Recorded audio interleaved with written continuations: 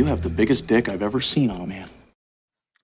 Well, good evening, folks. And looks like we have a lot of you here early. I love to see that. And obviously, as some of you know, if not most of you, if not all of you, if you don't aren't all, well, now you know. Mr. One Tom Connors is obviously out, along with many of the panelists who would normally be on the shit list tonight, seeing that sci-fi movie called Dune 2. So I was like, hey, we should get a show going while we're gone. And I'm like, I'll fill in the void. I'll fill in the hole. So here we are doing that. So yeah, Shitless is on this show. And this was like, well, we already do Toxic Tuesday here on Tuesday nights. Why not make it the most toxic movies of the bunch? So we're having some fun tonight. We got Brahma Bull, we got Lil Chad, Mad Mardigan, and that 70s Rock fan.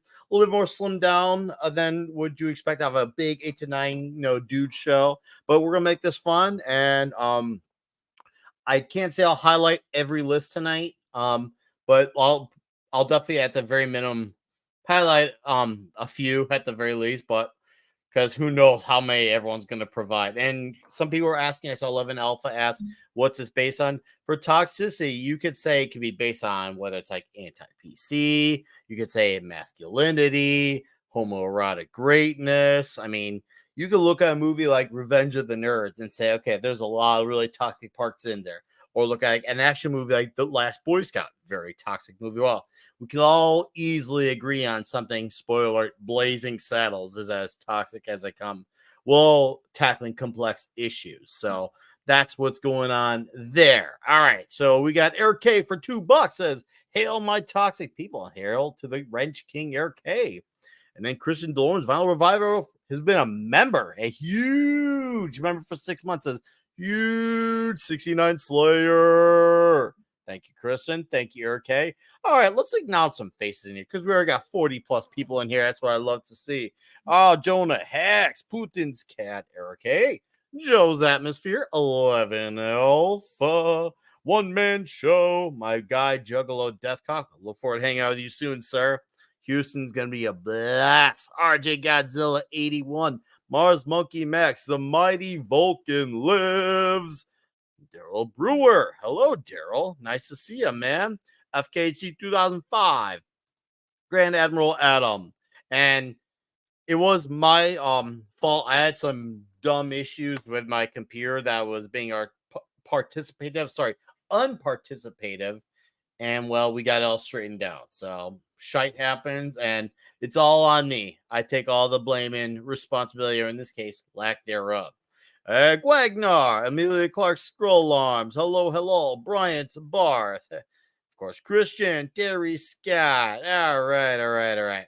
Let's bring in the dudes. At least, no, we're going to bring them in one by one. All right, we'll bring in, starting with Brahma. Hey, how's it going, sir? Pretty good. Kind of wish I was seeing Dune tonight, but I think we'll have a fun time with this. So, yeah, I think we each interpreted the toxic word a little bit differently based on some of the lists I've seen. So, should be a very variety-filled list of movies. Oh yeah, I think it's gonna be fun. We're gonna have some great lists, and a lot of dudes are gonna slide in with their toxicity of choice. It's gonna be great, and I'm glad you can join us for this. I feel this is something that would fit you and your sensibilities because you've been on Toxic Tuesday a few times. I think you've been on the shit list a few times as well. Yep. So you're right up the alley for this. It's just perfect. Looking forward to getting it going. And Lil Chad, welcome to this channel. I know we have never crossed paths before, but it's about time we do it, starting with a great show that'll really break the ice for us. How are you, sir? I'm doing well. How are you, Nick? I'm looking forward to, because I definitely interpreted this very different than I think some of the other people looking at my list. So, okay, hey, if we all have different lists, that's a good thing. That's a very good thing. I think it's kind of like 70s can definitely testify on my behalf. Last week, the bromance list. the bromance list. It was tough for a lot of us, and there's a lot of choices you can choose, and a lot of them were based off pretty broad ideas. Whether it's something in Rocky 3 for the relationship between Rocky and Apollo, or you look at something with Top Gun with the volleyball scene. So with toxicity, this could be interpreted a lot of different ways as well. So I hear you, man. I hear you. So that's going to be the fun of this. It shows you how truly toxic the world was once upon a time. Once upon a time. Yep. Yeah, Mad. That's on you. And speaking of Mad Mardigan, welcome That's back to on the me? channel, sir. Hey, well, I mean, I was feeling good about being on until I heard that last thing about the bromances. If anybody's down for some bromance, you know what I mean? It's me. It does I'm fit the your one that's character, up for yes. bromance. You do Anyway, hey, love how's it going, guys? volleyball scenes. Don't distract me. Okay, I'm good. Yeah, no, yeah. Anyway, I don't know what else I'm supposed to say right now. Speak English. Am I not coming through clear? Yes. Just making sure. I'm trying to see if you're live there, Matt. there All it right, is. hey, it's good to have you here, sir. It's good to have you here. It is great to be here. All Excellent. right, okay. I'm actually done now. I can concentrate. Good. Concentrate on your weird meditation practice or whatever you were doing. I You was say getting the helicopter posters. for $2. I know. Man on fire, 11 on 10 hazard symbols. Ooh, literal toxicity. And of course, we have a That 70s Rock fan right Well, here. How's it Good going, sir? evening. It's going very well. Thank you, my friend. Thank you for doing this show tonight. I was about to Oh, respond to this. it's Goddamn a- right, you better tape up your buttholes. No, booty. It doesn't Oh mean man, butt. has Doesn't anybody mean else butt. Could be has anybody bonus. else had a chick try to grab your nose with their butthole? What, today?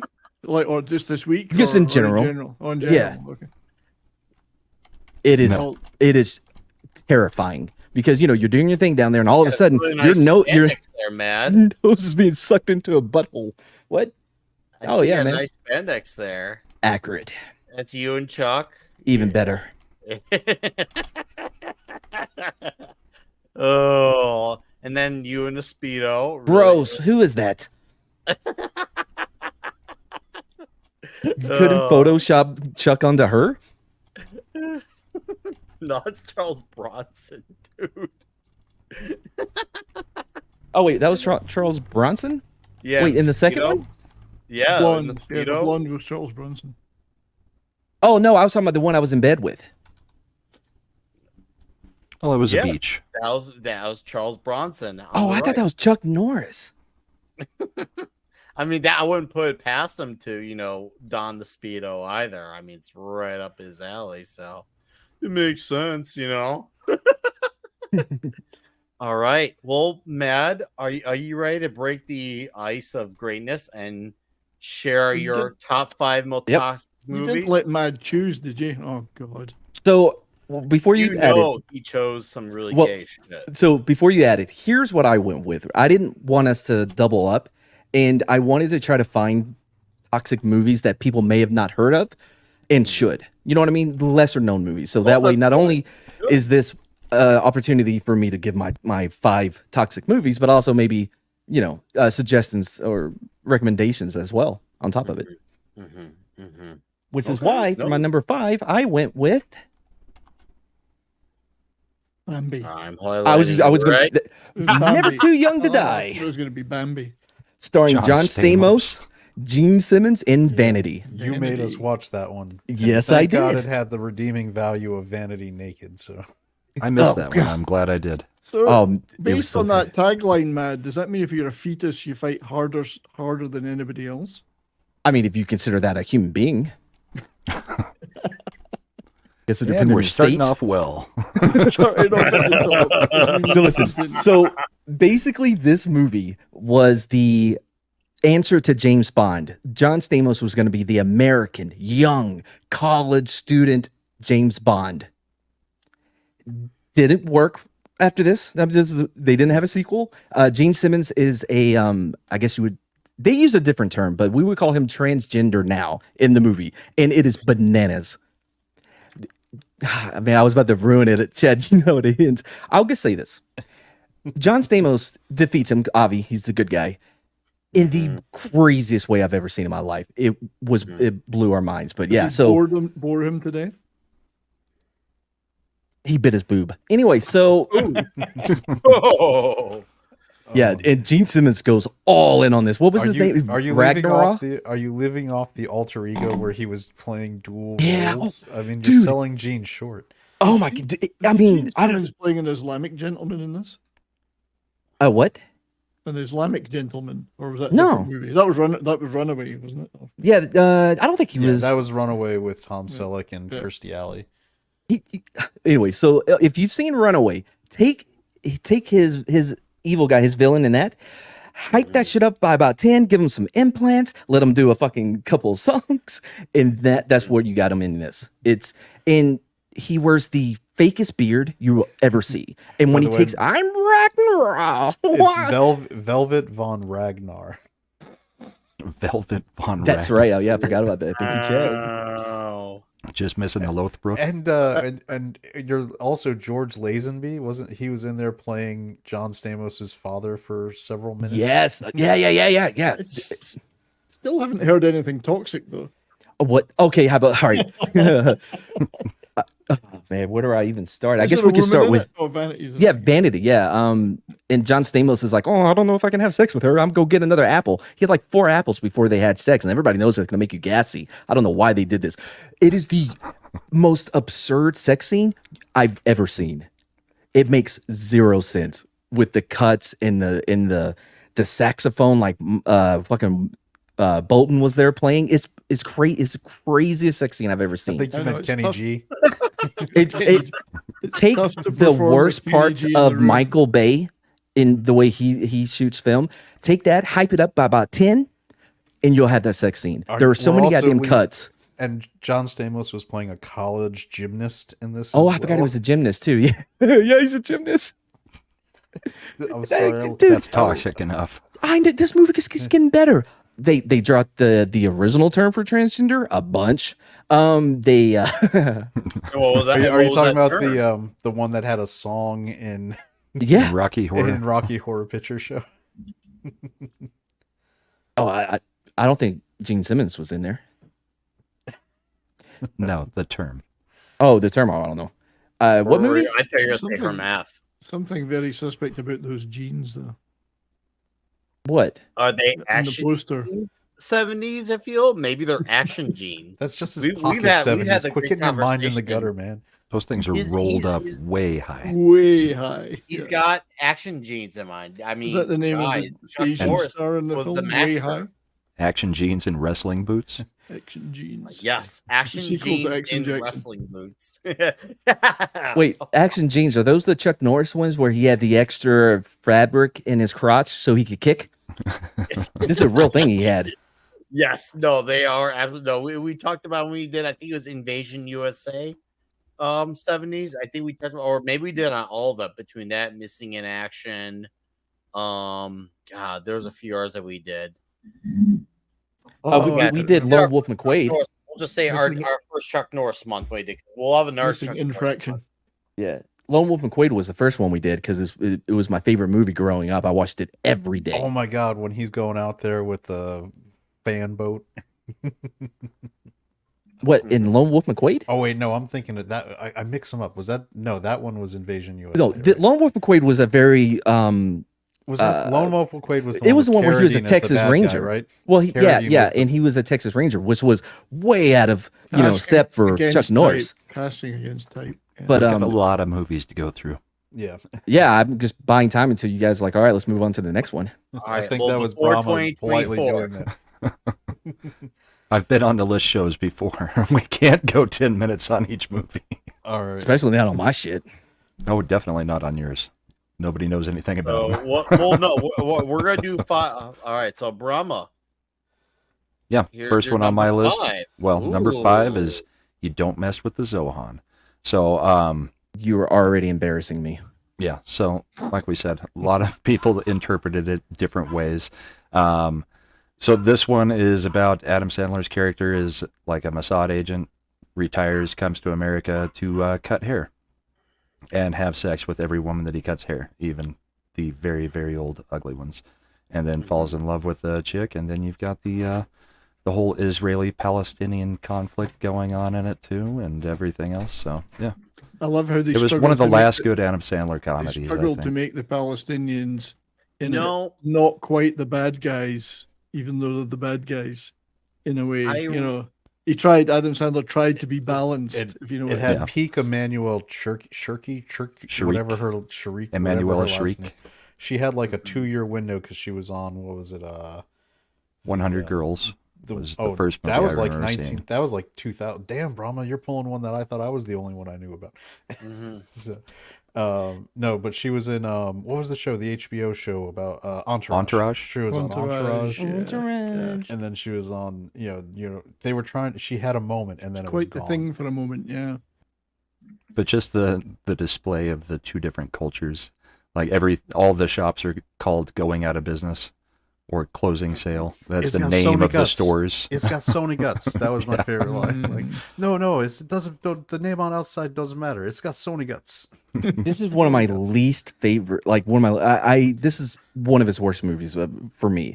I'm a big trilogy guy with Billy Madison. You know, Happy Gilmore, Billy Madison, and oh man, what's the third one? Waterboy. Right? Waterboy. Yeah, that's your three. Oh yeah. And then it's a whole bunch of this shit. And then it gets worse because then you have Jill and Jake, or Jack and Jill. This current stuff he does with Jennifer Aniston is awful. Are you also leaving out the parts where he tries to be a dramatic actor, like Punch Well, Drunk I was Love, about- I one was of the actually- worst movies Or made of all Uncut time? Gems. I was about to get to that because he has been so bad at comedy, it has forced him into becoming a good dramatic actor. What was the believe movie Adam- about? What was the So 9/11 movie he did? That was terrible. Which one? With Don Rain of Cheadle. Fire? No, Reign of Fire is Reign of with Fire dragons was- and- Not the dragon Christian one. There was Bale. another one No. with him. Yeah. It may have been about 9/11, if I'm not I mistaken. can't believe that Adam Sandler's got uncut gems, given where he's back. I originally held off on this movie because I was so, I guess you'd say, stigmatized from not being pleased with the last several Adam Sandlers before this. And like Matt, I cherish the holy trinity of his. Oh, I think we all do. And I was just like, I remember seeing the chair thing. Okay, this looks pretty good.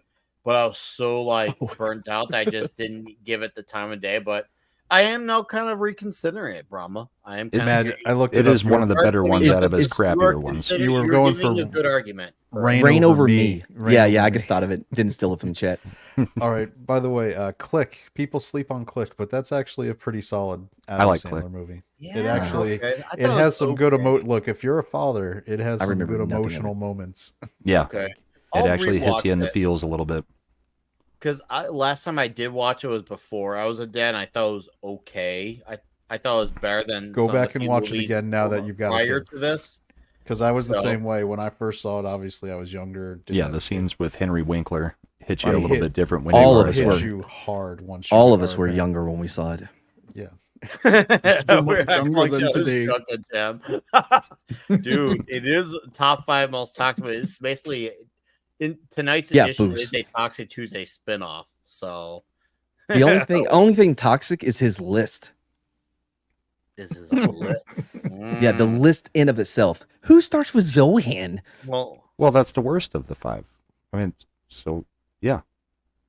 Oh boy, what are you gonna have Still next? above GI 5,000 Jane. other movies then. Well, okay. Do you have anything else you want to say, Brahma, before you transition? No. Let's keep it moving. All right, let's keep the gravy train going. Lil Chad, get your flick Oh, lined John up. Turturro is great in it too, though. All And right. we'll give a little clip for our chat. There's no sense in going off half-cocked. Oh my god, the cock.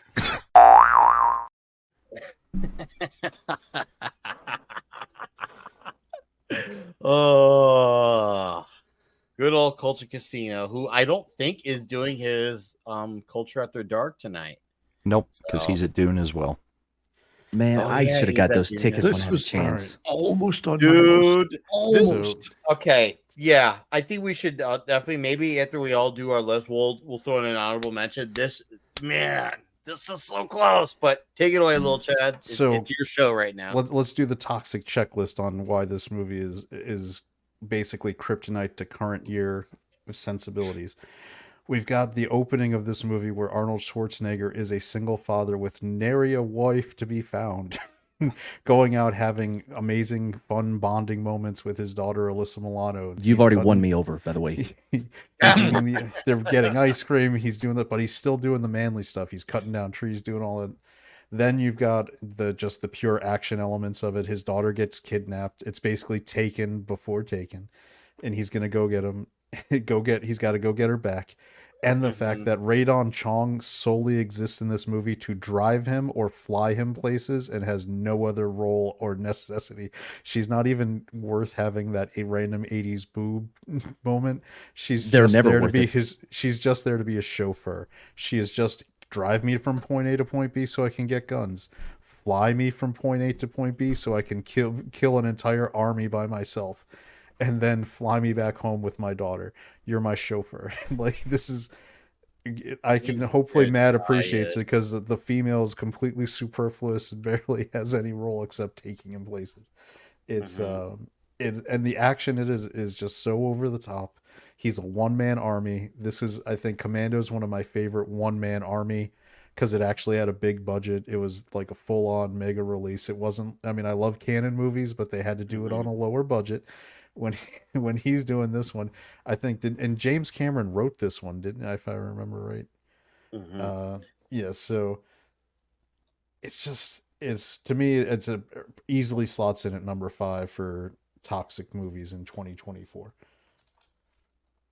I love the opening in this. To me, it's one of the best openings ever. It's just the fact that it's him and they're zooming in on his freaking muscles and he's carrying a giant log on his shoulder on the side. I was like, what a badass opener. Of course, you got some of the greatest on the nose one-liners. I'd say probably the only one that beats in terms of one-liners is the Running Man, but Commando and Predator do come in. Let off some steam, Bennett. Dude, remember when I said I kill you first? I kill you last. Oh yeah, I lied. Seriously, Commando is what this one of those things. Like, if you're a father and you're raising a son and you want make sure your son becomes a man, it's definitely should be one of those required movies to watch. Well, and if you want him to be like Arnold, you could feed him a steady diet of like steroids. But like, this is what 14 years of anabolic steroid use, the likes of which the planet had never seen, results. Like, you're good to go. So yeah, no, I'm with you, man. Anything else you want to add to this classic? What else is there to say about Commando? I mean, if you haven't seen it, what's wrong with you? Go out and watch it immediately after our show. But I agree. All right, 70s, we're gonna butter you up, okay? So let's get you buttered up. Just slide me in there. You guys aren't gonna start sucking each other's dicks, are you? All right, going old school. I mean, God, toxic. What does toxic mean? We could have had a million movies. That's why this looks kind of think 5. I just picked 5. Maybe we should do part 2 on Tom's channel. We should do part 2 on Tom's channel. And I've kind of tried to avoid stuff we've done in other things, but it's impossible for the whole list. But anyway, the 5th one that I've got here is Straw Dogs. Sam Peckinpah, who we could have had a number of Sam Peckinpah movies on here because his movies are all pretty macho. If macho is determined to be toxic, of course. So majored on the Cable Hogue, The Getaway, Bring Me the Head of Alfredo Garcia, Cross of Iron. Now there's a movie for you. He specialized in violence, machismo, nihilism, and brutality, and Straw Dogs is no exception. Hugely controversial at the time. Got a very, very reviled grape scene in it. Yeah, and the remake keeps it. By the way, I didn't know, I've never seen the original, but my buddy Rod Laurie directed a remake of it, starring Kate Bosworth and James Marsden. Probably not worth it though. I hate to say, sorry, Rod. The original. Dustin Hoffman plays the mild-mannered chap who him and his wife go to her homeland of Cornwall in England, and the natives in this town clearly have seen deliverance because they decide that we can do better than those bastards. those rural bastards. So things take a downward turn, and the mild-mannered Dustin has to defend himself with extreme brutality, him and his wife, and take revenge and violence. And revenge and vigilantism are always a great toxic theme. And maybe if she wasn't dressed that way, there wouldn't have been an issue. Well, it was cold in that cottage in Cornwall. I guess. I mean, where is this taking place, in England? Because I feel like England is just cold. It's Cornwall in England. So yeah, it's just cold. Cornwall. You would think she would know better. Masculinity, violence, shocking climax, as the actress said to the bishop, and extreme measures are taken. It's very controversial at the time. Great movie, though. I love Sam Peckinpah. And so you got a lot of approval on this one. Some explosive action. Yeah, we definitely still got to do this one for Toxic Tuesday 70s. We still got to do this one. I have to say, before we move on, the title Straw Dogs reminds me of Mad Martigan. Wait, what happened? The concept of straw dogs. It suggests that a person who is truly strong and virtuous can remain peaceful and unaffected even when surrounded by violence and chaos, much like a straw dog remains unchanged despite being treated with reverence during a ceremony and then discarded afterwards. Always reminds me of you, Mad. That term. Well, at first I was like, what? No. But then I was like, actually, yeah, no, it makes sense now that, you gave more details to it. Oh, absolutely, yeah. But however, not the whole peaceful thing. I'm not gonna stay peaceful. You fucking kidding me? But the other parts of me, maintaining my bearings and being cool under pressure, I've proven it time and time again. I mean, he does call himself Mad Cheesemo, so he does. Or Mad Cavelli when I want to do some rap. Some parts of you remain peaceful. I'm Hail sure. Mary. Anyway, that was my number 5 pick. An all-time violent classic. Toxic to the hilt. Love it. Never seen it. Absolutely freaking awesome. Since 70 shot down Rod Laurie's remake, I will suggest my favorite military movie, The Outpost, which was directed by Rod. Nothing against Rod. I'm sure the remake was fine. I just wasn't interested. I don't remember anything about it. Last time I talked to him, we actually talked. Straw Dogs came up, and he really did not. He really regrets the scene, the R scene in his movie. Yes, the bunch. Yeah, he's like, man, I really should have done it a different, Yeah, that's one of the most toxic parts of the original and of obviously the remake. Yeah. All right. Well, dudes, we're going to do a few super chats here. Eric K for another $2. Thank you, sir. Said, you figs better have a Charles Bronson movie. A few of us do. Thank you, Eric. One of us may have a Bruce Willis remake of a Bronson movie. Yes. Oh, I couldn't get to the first half of that movie. Fuck off with that shit. What was it? Death Warrant, right? Fuck off with that shit. I like Bruce Willis. Of course. Always will, but that shit movie should have never happened. I couldn't even get through it, dude. I couldn't even Nick, get through the fucking Nick, movie. it's okay. Bruce doesn't remember making it, so it's fine. Good. He doesn't know what happened. Good. I can let that slide. But Deers for $2 says he killed Latin people with gardening tools. Yeah. That must be a reference to Commando. So, all right. And as we transition on over, we'll give a few clips for our proper transition. What's Bond doing? I think he's attempting re-entry, sir.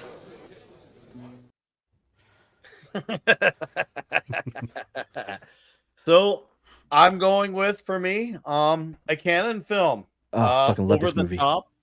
This movie to me is like, it sounds like the most ridiculous story ever. It's an arm wrestling. It is. It is. He arm wrestles for the custody of his son. Yes, Nick, it is a ridiculous movie. Did you ever have that moment? Because I unapologetically love this movie and would talk about it all the time. And my wife finally was like, "What is this movie you're talking about?" I was like, "Over the Top." It is the greatest movie about a long-haul truck driver who is attempting to win an arm wrestling championship while also bonding with his estranged son post-divorce after his ex-wife dies and fighting for custody for him. And she's like, all of that is in one damn movie. And I was like, the That's greatest the first movie. act. I was like, I was like, because I would always, when we were goofing off, like if I would take my hat and like flip it around, and I was like, "You're done now." Dude, I so like, because there is a great like concept. Once again, another story that does tackle the fatherhood concept. He was away from his son for a very long time, and you see how that relationship reflects when they've not been near each other. He's very resentful, which kind of, to be fair, makes sense. And through arm wrestling, they bond, especially since he gets to go around the country, them going to stops, seeing him arm wrestle. They grow a relationship together. But along the way, you see a lot of great matches, and I love how right before every match, Stallone does the turnaround of the hat. Yeah. Which, by the way, when you juxtapose that to somebody drinking gasoline, not as intimidating as he thinks. Oh yeah. You know what I mean? You got a guy guzzling fucking unleaded, and this says, "Oh yeah, check this out," and turns his hat backwards. You know what I mean? Yeah. Do you love, like, in the middle of the movie where they do the random confessionals like it's fucking Real World, where they're just talking to the arm wrestlers? Do you remember the montage of them working out utilizing their truck? Yeah. They had a whole workout routine based on a semi. Hawk's Hauling, that poster is like, like the hawk, by the way, behind his shoulder, never in the movie. It's like there's a logo, but he doesn't. They kept getting his name wrong. Logo looks like a logo of like an 80s traditional heavy metal band. Like this looks like a logo that would have not been placed with like an Accept or a Manowar of the world. That's what this logo seems like. I'm like, man, this looks like a classic logo. If you meet Sylvester Stallone now in 2024, which movie do you think he would be more upset that you bring up? Over the Top or Stop or My Mom Will Shoot? The Italian Stallion. Fuck, that was so bad. A landslide. I'm pretty sure Mad he wasn't even supposed to do that. That was supposed to say that Arnold did, and he got talked into it by Arnold. Yeah, he got talked into it by Arnold and to do it. And so I was about to bring it up because Arnold was fucking with him. He was never going to do that movie. He actually did it. He was pissed at Arnold for a long time because of that. That was when Arnold and Sylvester Stallone were making jokes at each other, like in their movies. Remember in Last Action Hero when they're in the video store and he's like, "Where's Terminator 2?" And they cut to it into Sylvester Stallone as the poster. And Arnold is like, "What are you talking about? That was some of his best work." I think they did it in Demolition Man as well. I think they made a reference. They did. Yeah. One of the scenes in this movie, I think it's the first arm wrestling match. I can't remember if it was the first one or the second one that Lincoln Hawk does. It's one of the first 20. I know that. Well, hold on. I'm getting somewhere. Yeah. When he gets in the room and it's in a room full of like 90 dudes in there all watching this match, and they're all sweating just as much as the arm wrestlers themselves, if not even more, as they're all screaming and cheering on. I'm like, this is like weird, like the most weirdly, like everyone's sweating. Like this is like how is everyone sweating? It's Mad's dream sauna. I'm reckon it's Mad Mardigan's dream scenario. A room Listen, it's all cheering those arm wrestling. I was very young when I saw this. It was one of the VHSs at my grandmother's that my cousins left. There was this, one of the Rocky movies, and a couple others. Anyway, but I love this movie. But maybe I was just naive. Were there these arm wrestling tournaments all across the country? I never huge events? heard of or seen one at all. Oh, I've seen arm wrestling competitions, but I don't think like world championships. Not like this. Yeah. I remember in middle school when we're all with the guys, we're all trying to I showed a few of my friends this movie. We all tried to imitate the over the top move where he's got the hand and then he has to do the whole thing like that, and then you got to go over the top. We all tried to imitate that guy. I remember a lot of us kept fucking that shit up when we were early teens. I was like, how's he doing? How's that shit working? Speaking of trucks, I'm pretty sure Mad had a semi throughout this entire movie. What? I was like 7 when I saw it. Of course I did. Anyway, but for different reasons.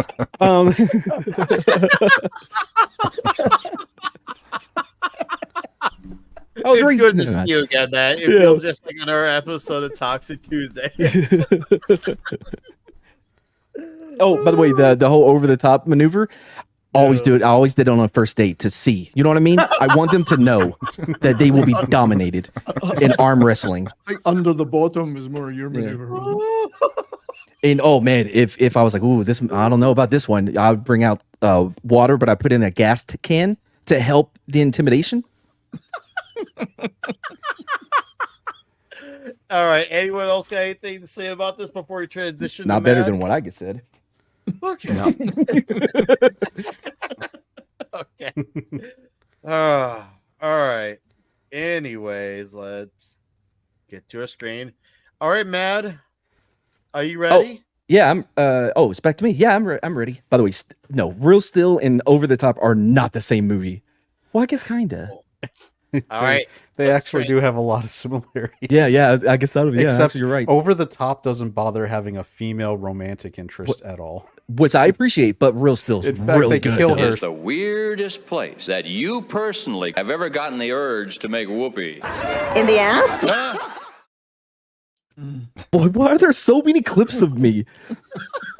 My number 4 pick is The Last Boy Scout. Originally, I had Street Kings, right? Because again, it's one of those that maybe not a lot of people heard of. It's a Keanu Reeves movie. It's fantastic, right? I think it's from the same dude that did Training Day. I'm not.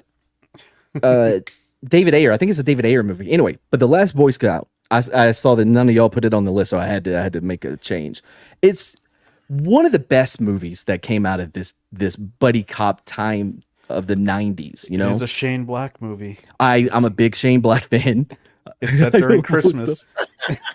Well, everything's during Christmas. Fan, of course you are. I'm a big dude. Yeah, dude, The Nice Guys is amazing. Yeah, Kiss, the Kiss, holy Bang, Bang. trinity to Oh. watch for Shane Black to avoid any crap in the buddy cop kind of thing is to watch the first Lethal Weapon. Yep. Then watch Last Boy Scout. Then watch The Nice Guys. Yep. That's your trilogy. You watch those 3 back to back, and it's fantastic. This movie had, I mean, Bruce Willis, Damon Wayans, even Halle Berry was in it for a minute. Thank God that didn't last long. Well, they managed to fix that fairly quick. Right. Yes. All right, before Apparently, we this. continue, Dad, I just want to acknowledge Drew Lavers in the chat. Tom is out seeing Dune 2 tonight, along with most of the usual panelists, Talks, Scribe Light. A lot of them are seeing Dune 2 tonight. That's why the show's on my channel tonight, just to fill you in on the gap. So, anyways, Mad, carry on. Games and all. So the movie starts in a football game, well, in the locker room, right? And this is the same time with the salary cap is being established, free agency, all that, right? So this kind of mirrors real life, even though they can't use the NFL, Avi. But and God dang it, Shredder. You remember how terrible? Like the point of this movie was that if that gambling would would destroy the NFL. Yeah. And where we are now in 2024, where everything in the NFL is sponsored by gambling. It is more popular than ever. But so it starts out and you got this running back. It was Billy Blaine, right? Billy Blanks. Blanks, that's it. Yeah. Running back. What does he say right before he pulls the trigger? Life's a bitch. Life's a bitch. Yep. Yeah, so he owes, I guess, loan shark money or whatever, or he needed to shave points. So he's running for a touchdown, and he's about to get tackled. So what did he do? He pulled out his 357 team-issued fucking handgun that he had in his pants, apparently. Y'all have all worn football pants at some point, right? Could you imagine trying to keep a fucking handgun in your waistband? I don't want to imagine, but I believe you. Sounds like Didn't work for Plaxico Burress. No, it didn't. Because that's why he got shot in the leg. God, there's only room for someone bringing that up. That was the Giants were on track to repeat. They were going to be fantastic. They were like 8-2, and then Plax and Pierce go out to that club and just destroy that. There's only room for one large weapon in those pants. No, it was. This takes place in L.A., dude. There's no hand warmer. Right, but he's also moving around and people are trying to tackle him as he has this gun. Anyway, so yeah, he pulls the gun out. He shoots some of the defenders. He scores the touchdown. I don't know if it's going to count. I don't know, if the coach is going to challenge whether or not that should count as a touchdown. We didn't get any of that information. Maybe it's in the novelization of the movie. But there was a novel. I wish that would be awesome. But anyways, yeah. So he scores and he's like, "Life's a bitch," and then kills himself. That's your code open. That's your code open. You're like, what the fuck's happening? It's great. And then Last Boy Scout. Bruce Willis was a Secret Service agent, and he beat up the vice president. So he got kicked out, and now he's a private eye. He was vice. Yeah. Was he a senator? No, that was what doesn't make sense. All right. So he was supposed to be Secret Service, but he was protecting a senator, which isn't how it works. Capitol Police actually provide the plainclothes security detail for senators and congressmen. Was the senator running for president? No, he was just a senator. My brother is a Capitol Police officer, so we talked about how stupid that was, and no one ever gets that right, but whatever.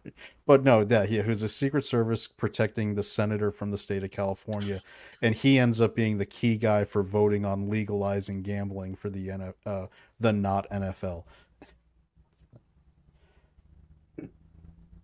Yes.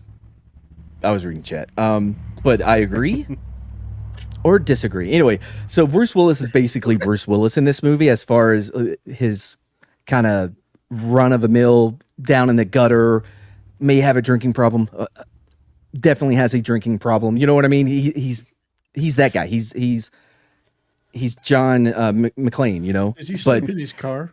He even has his wife cheating on him, with the guy who's giving him jobs, and was it head or gut, which I really appreciated. That's the way to handle it between bros. You know what I mean? And then he's like, give me the job. I'll still do the job that you're here to give me. By the way, I mean, no, I think I actually love that. That's how they settled the whole thing between them. You know, he's like, all right, I'm going to punch you in the head or the gut. What is it? You know.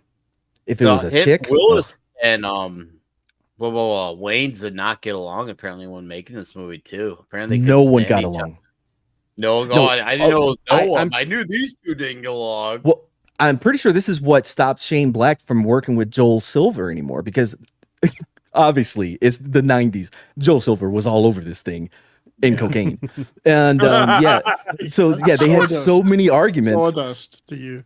Yeah, I don't think they ever worked together again. I feel like this movie contained an awful lot of footage of people doing cocaine in the movie. Yes, and I think that's because Joel Silver legit bought cocaine, for the movie set. It's just so he could write off buying it. In my head canon, it's like, oh no, we didn't bring the prop cocaine, Joel. Joel's got a suitcase full of it. Right? Yeah. He calls the AD. Phil, go get my bag. Go get my 8-ball out of the car for this scene. Yeah, I absolutely sugar no. Anyway, but yeah, it's a good movie, and even though there was a lot of drama behind the scenes, I think Damon Wayans and Bruce Willis worked so well together. Probably helped out a lot by Shane Black's dialogue and the way he writes, but because he's very witty, very not quippy, not Josh Whedon. If you don't know anything about Shane Black, it's not like that, but it's good. Anyway, even though you had all the problems, the movie came out fantastic. I think even the little girl in it, impressive, funny as shit. I thought she did a really good job. Even the dude, who's the dude with the curly hair that he was trying to give Bruce Willis a cigarette and punched him in the face. You do that again, I'm gonna kill you. And Bruce Willis jumps up and puts the nose into his brain. Like he headbutts him right in the nose. And he was in Sons of Anarchy. Yeah, that guy. Yeah. Anyway. That move doesn't work, by the way. Your nose doesn't have a bone. Sometimes you got to use special bullets, the kind that shred. Yeah. Yes. Yeah. This movie's so good. A lot of one-liners. I don't know what everybody's seen it, right? All of y'all? Oh yeah. Nope. Hell yeah, man. Of course. Fantastic. It was a last-minute thing, so even the stream for me was a last-minute thing. So I haven't had a lot of time to put my thoughts into my top 5, so I'm kind of just winging it here. Well, for someone who's winging it, you definitely came loaded. All right, and now as we transition on over to Brahma Bull for his number 4. I have come here to chew bubblegum and kick ass. And I'm all out of bubblegum. All right. Yep. A little misleading with the clip. So number 4 for me, I kind of went with mostly comedies, actually all comedies. So I put at number 4, There's Something About Mary. It was a great comedy back in the day. I don't know that it would be made anywhere near the same way that it was. You could do that. I mean, yeah, just that Ben Stiller, the hair gel. The zippening alone. The zippening. How'd you get the beans above the Franks? That's why I only have the button fly. I will never have a zip fly again. I've been wearing the same pair of Lucky jeans for 30 years. A woman headlined the movie in '99. Absolutely no one gave a fuck. Yep. Okay, so she Imagine headlined that. it, but it wasn't like she. How'd you get the It was a beans Ben above the Stiller Frank? movie. It was a Ben Stiller movie. I mean, Oh yeah, he's the comedy, but we all know why. I remember working at the theater. I still have because I kept all the like promo, buttons and things they would give you to promote the movies on your AMC vest. And the one for Something About Mary was the dog and the full body cast. Mm-hmm. Yeah. That was like. Here I am, Brahma. I know we're all having fun with this one too, but it's your No, I was movie. just gonna say. I mean, Ben Stiller. I mean, because I've got at least another one on my list. He really likes to put handy-capable people into movies. Have you seen my baseball? And just more stuff that you would not get away with in comedies today. So, I mean, everybody knows the movie, so we don't have to go through a ton of it. I think Bush nailed it right in the quote, like the brother just yelling. He was masturbating. By the way, man, it's always a pleasure whenever Keith's in a movie, and he's in almost every movie that Samuel L. Jackson turns down, which isn't very many. But like, yeah, he's great in this movie as her dad. Yeah. He's like, what's wrong with you, son? Also, the end part where she's like, Brett Favre? Yeah. He's like walking away, and she's like, I couldn't be with him. I'm a 49ers fan. And there's something I appreciate for being authentic to the sports, because in the 90s, there's no way 49ers fans would get along with anything Packers related. But yes. Yeah. Oh, obviously. So we all know this one. I mean, we know why it's toxic. So we can continue unless anybody else has something to say on it. I recommend it. Yep, I do too. If you haven't seen it in a long time, you'll be laughing your ass off. Just because there's a thing about comedies where if you go like 5-10 years without watching them, they become very new to you again, and you forget a lot of. Or the if you jokes. take gummies, it's like the first time again type of thing, because you realize you forget the impact of how funny the jokes were. You're like, oh, okay, I remember that line all over again. Yeah, it's or really depending on what age you were when you originally saw it, Oh, jokes will yeah, hit the different. retrospect. Because I was in like high school when I first saw it. No, in you're right. theaters, Were you? Yeah. There's jokes that I did not, I guess you could say, understand as well when I saw this when I was a teenager versus when I watched in my 20s. I'm like, holy shit, I love this then, but I love it even more, later on. So yeah, definitely one of those movies. Yep. All right. The next one up is Little Chad, and as he gets buttered Not up little, for his flip, it's Lil. Lil Yeah, Chad. it's Lil. Well, let us short for transition Lilith. to him. Okay. All right. Let's see. Where is my... Oh, fuck. I just had it, and then I lost it. What the fuck, man? Oh, here we go. Remember, Sally, when I promised to kill you last? That's right, Major. You did. I lied. The cut to the dummy on that one is great. All right, so I watch a lot of the Firearms Law TV show, and then he always uses the number 4 slot for his controversy pick, so that's where I'm going here. Barbie 2023 as a toxic movie, and that's because no matter what they tell you or what they try to do, everybody liked Ken, and no one gave a shit about Barbie. By the time, like, the lasting cultural impact of this movie will be how much people liked Ken. Is that funny how that worked? No, I didn't see this. Ryan Gosling got heard nominated all for the talk Oscar. about this movie about Ken. It seems like everyone and the fact that Greta Gerwig is so pissed about it is even better. Yeah, so it's not a great movie. It's not. I mean, the message of it is definitely current year approved and all that. Aside from the fact that they poorly write things so bad that when you put somebody like Ryan Gosling, who actually has screen presence and charisma in there as Ken, people just liked him.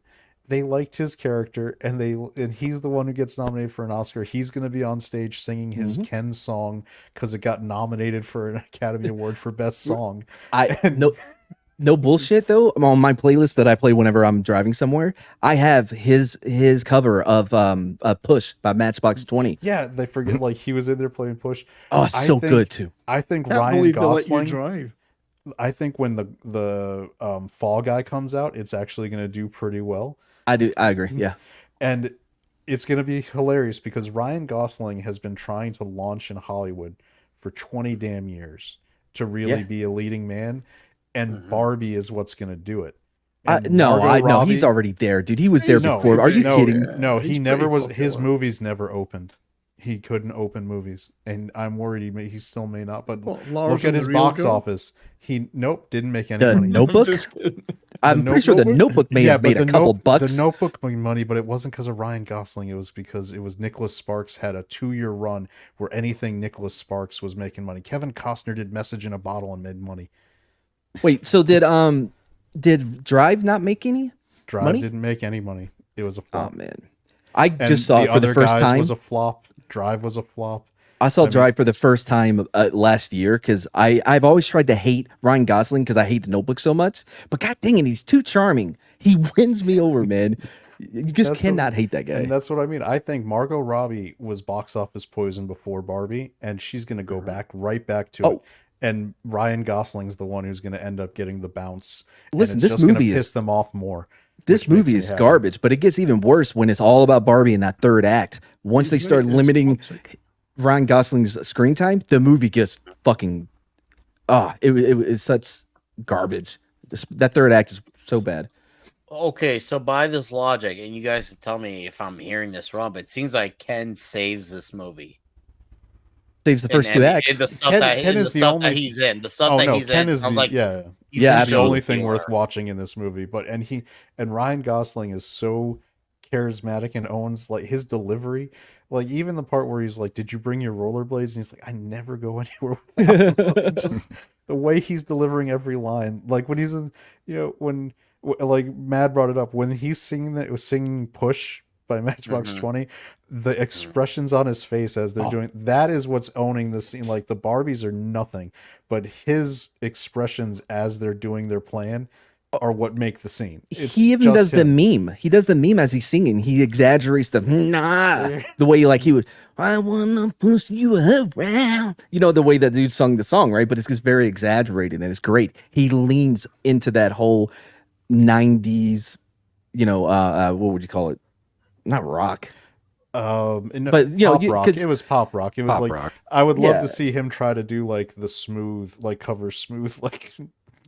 Because he definitely can sing. But he could pull it off, and that's why I'm putting it in here. It's more because this movie I think will be remembered only for Gosling. Yes. In 20 years, the only thing people will remember about Barbie isn't that speech that America Ferrera gave that was supposed to be the epic monologue moment. It's gonna be, are you? There was that in it. I didn't hear anyone talking. Dude, do not. I don't even remember what the fucks he said. Mostly because I was already tuning out at that point. Yeah, even my girlfriend, who was the one that wanted to see this movie, and was excited when it finally was available on VOD, she was so disappointed with that third act. She's like, "My God."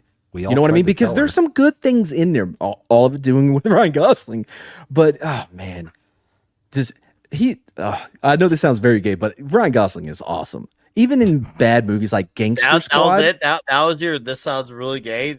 Ryan Gosling, he's awesome. He was in Gangster Squad with Josh Brolin. Not a good movie, but he goes 100% in. He is all the way in with the way he like that. I don't know if it's gay. Unless you like make eye contact while there's the blowjob. Blowjob's not that gay. Jesus. I mean, it's no more gay than a hand job.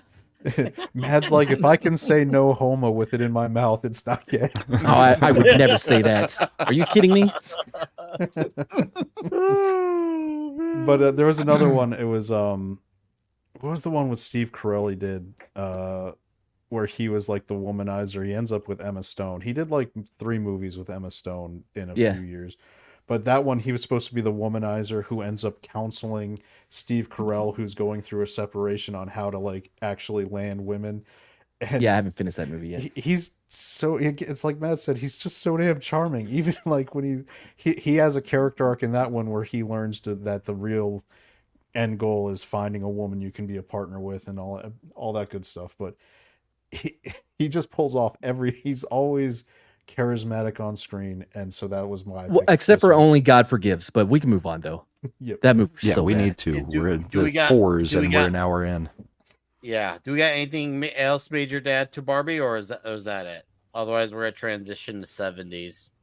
I think it'll be remembered as toxic to different groups for different reasons. Okay. You son of a bitch. I too am non-committal in my response. All right. 70s. So Slide in. as a companion piece to Barbie and the first comedy on my list, that was a joke, by the way. Yes, it was. I'm sorry. Clockwork Orange does make me laugh. Like it's hilarious. I'm sorry. Stanley Kubrick's nihilistic classic, A Clockwork Orange, and I'm sensing a theme from Straw Dogs because it also features a group graping scene. It features a ton of ultra violence. Yes, and also, you're 2 for 2 on that. and also some indeed, and also some major torture porn. It is a pretty brutal and hard movie. There's not a lot of redemption or enjoyment or pleasure or happiness in this movie. And you know what the most toxic thing is? It's the totalitarian, authoritarian, nihilistic state that the Droogs are rebelling against. You say Droogs? The Droogs, Alex, and the Droogs are the most. Droogs are the most. That is the most toxic thing about it, which was part of the point of the novel and then the movie. So yeah, it's a hard movie to watch. Coupled though with this wonderful music. So yeah, there's some people to this day can't watch it because of the group assault scene, which was hugely controversial at the time and the very definition of toxic. Yeah. So, no, it's actually it's a fucked up movie. It's a hard movie. But for me, it's the totalitarian, authoritarian state that is the most toxic thing in it.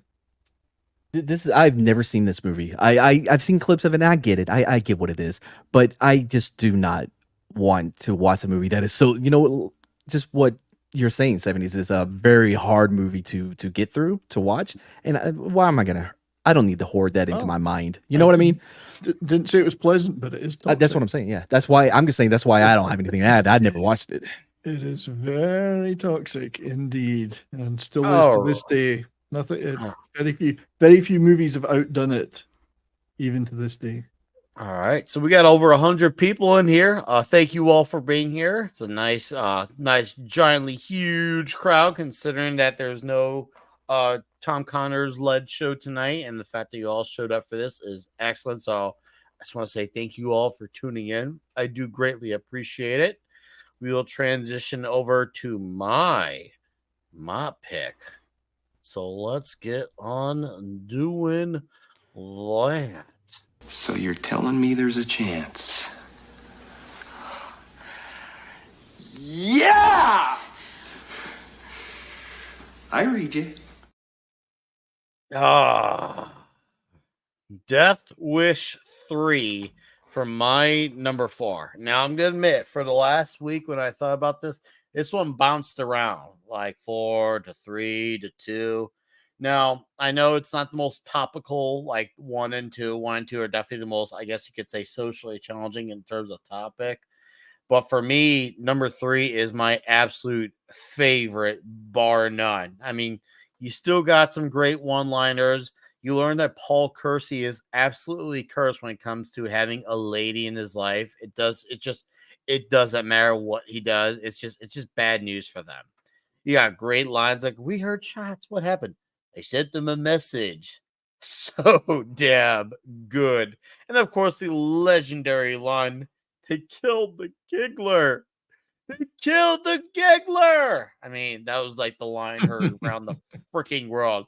And it's a bit more stripped down, obviously, because it really is more to the point. Unlike the previous two, which is fine. I'm good trimming off some meat, some of the fat. Well, this is when it had transitioned to canon, right? So they streamlined the budget canon style. Oh yeah.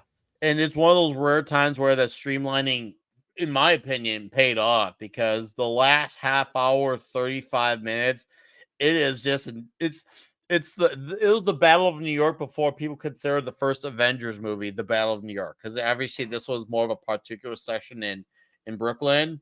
this was to me like the original The Battle of New York, because it pretty much is. Bodies are falling off the building, guns are going everywhere. Buildings are being blown up. Yeah, people are having rocket launcher him. battles at close range. You know.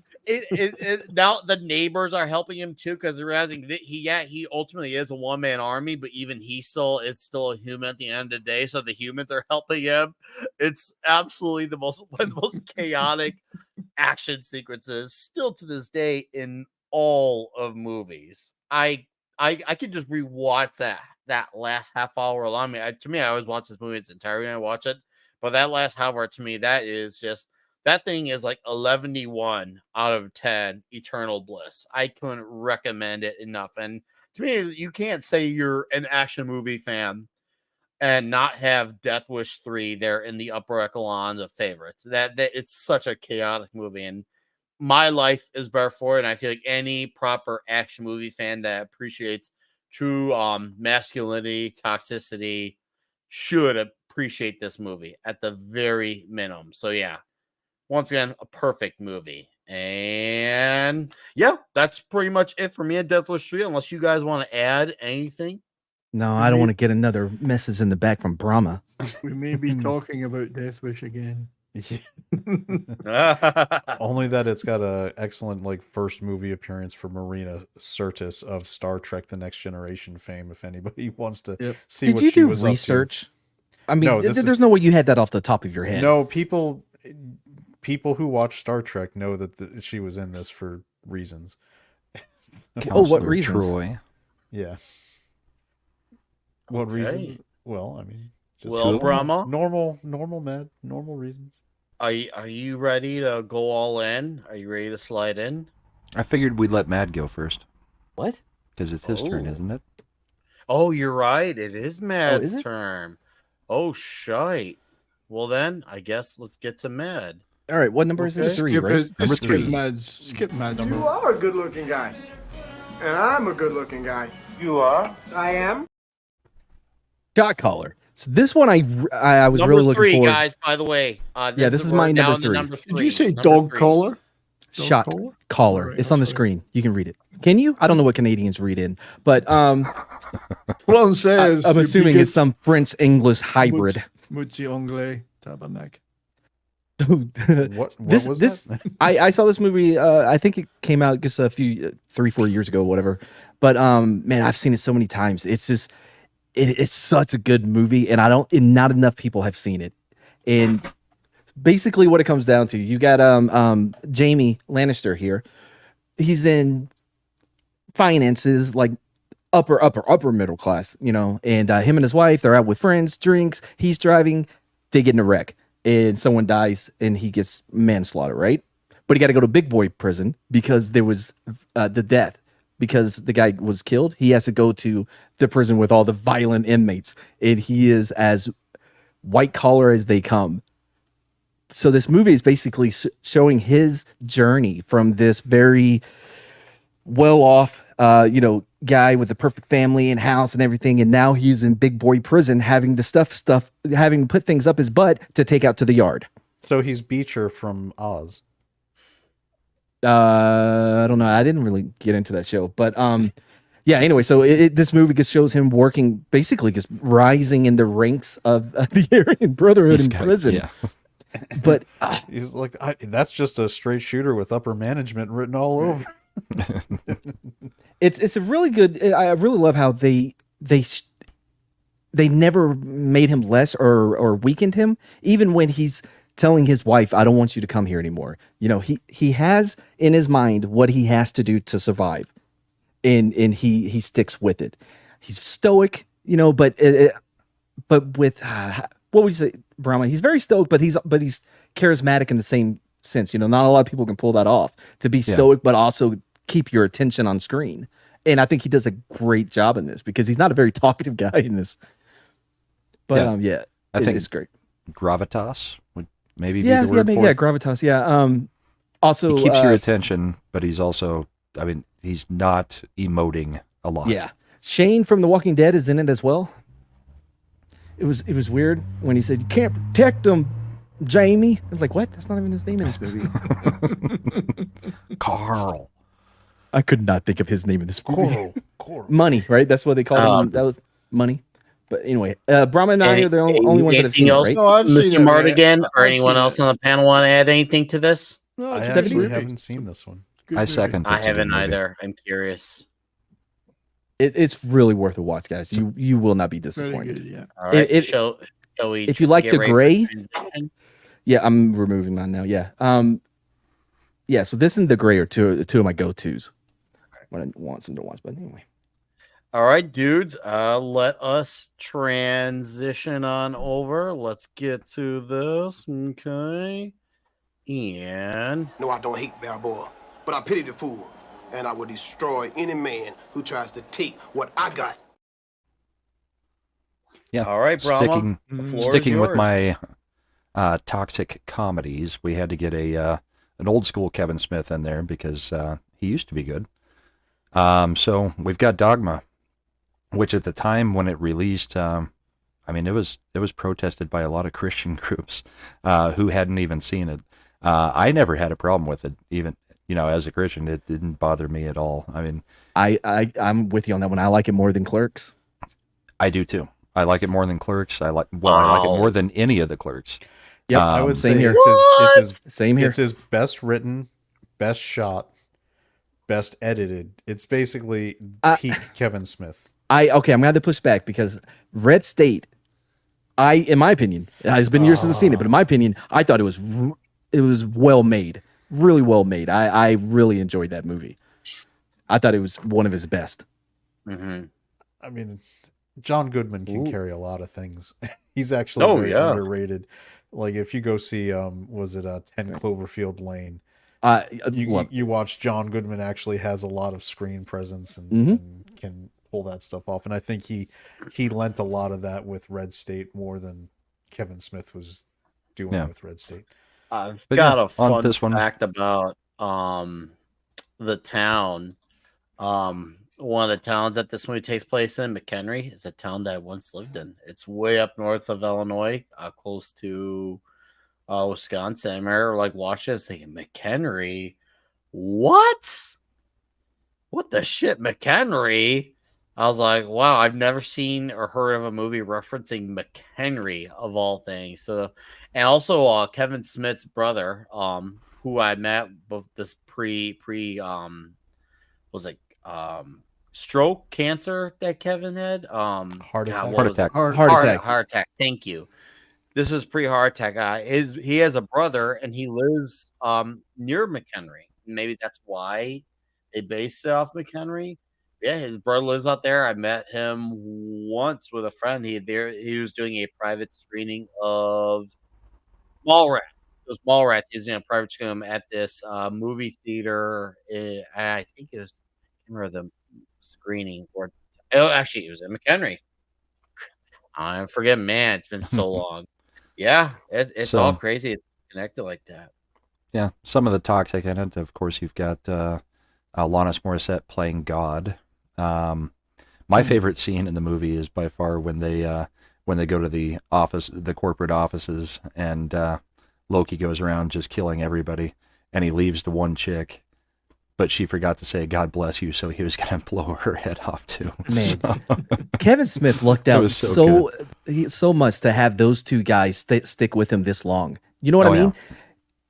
Because there's no reason for either one of them to be in any of his goddamn movies. At this point, no, there was no reason for them to be in it. But you could probably they've alluded to, it's calling in favors over and over. Yeah, absolutely. You could probably get Ben close to the Jersey Girl Geely era of Ben Affleck. But that was 3 years. Geely was 3 years after this because this was 99, Matt. If you ever want to know, Matt, go listen to the commentary track on Mallrats.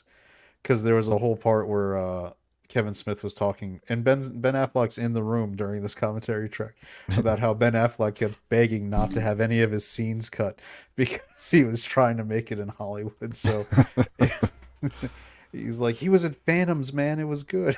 Phantoms was the bomb, yo. Yeah. So Affleck, you the bomb in Phantoms, yo. And this one is almost impossible to find anywhere at this point.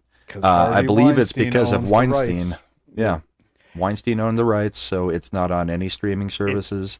You better find a copy if you want to see It's one of this. those weird ones where Miramax was bought out by Disney. So Disney owns the whole Miramax library, but there was a few that Harvey Weinstein actually owned like the rights to directly as a producer.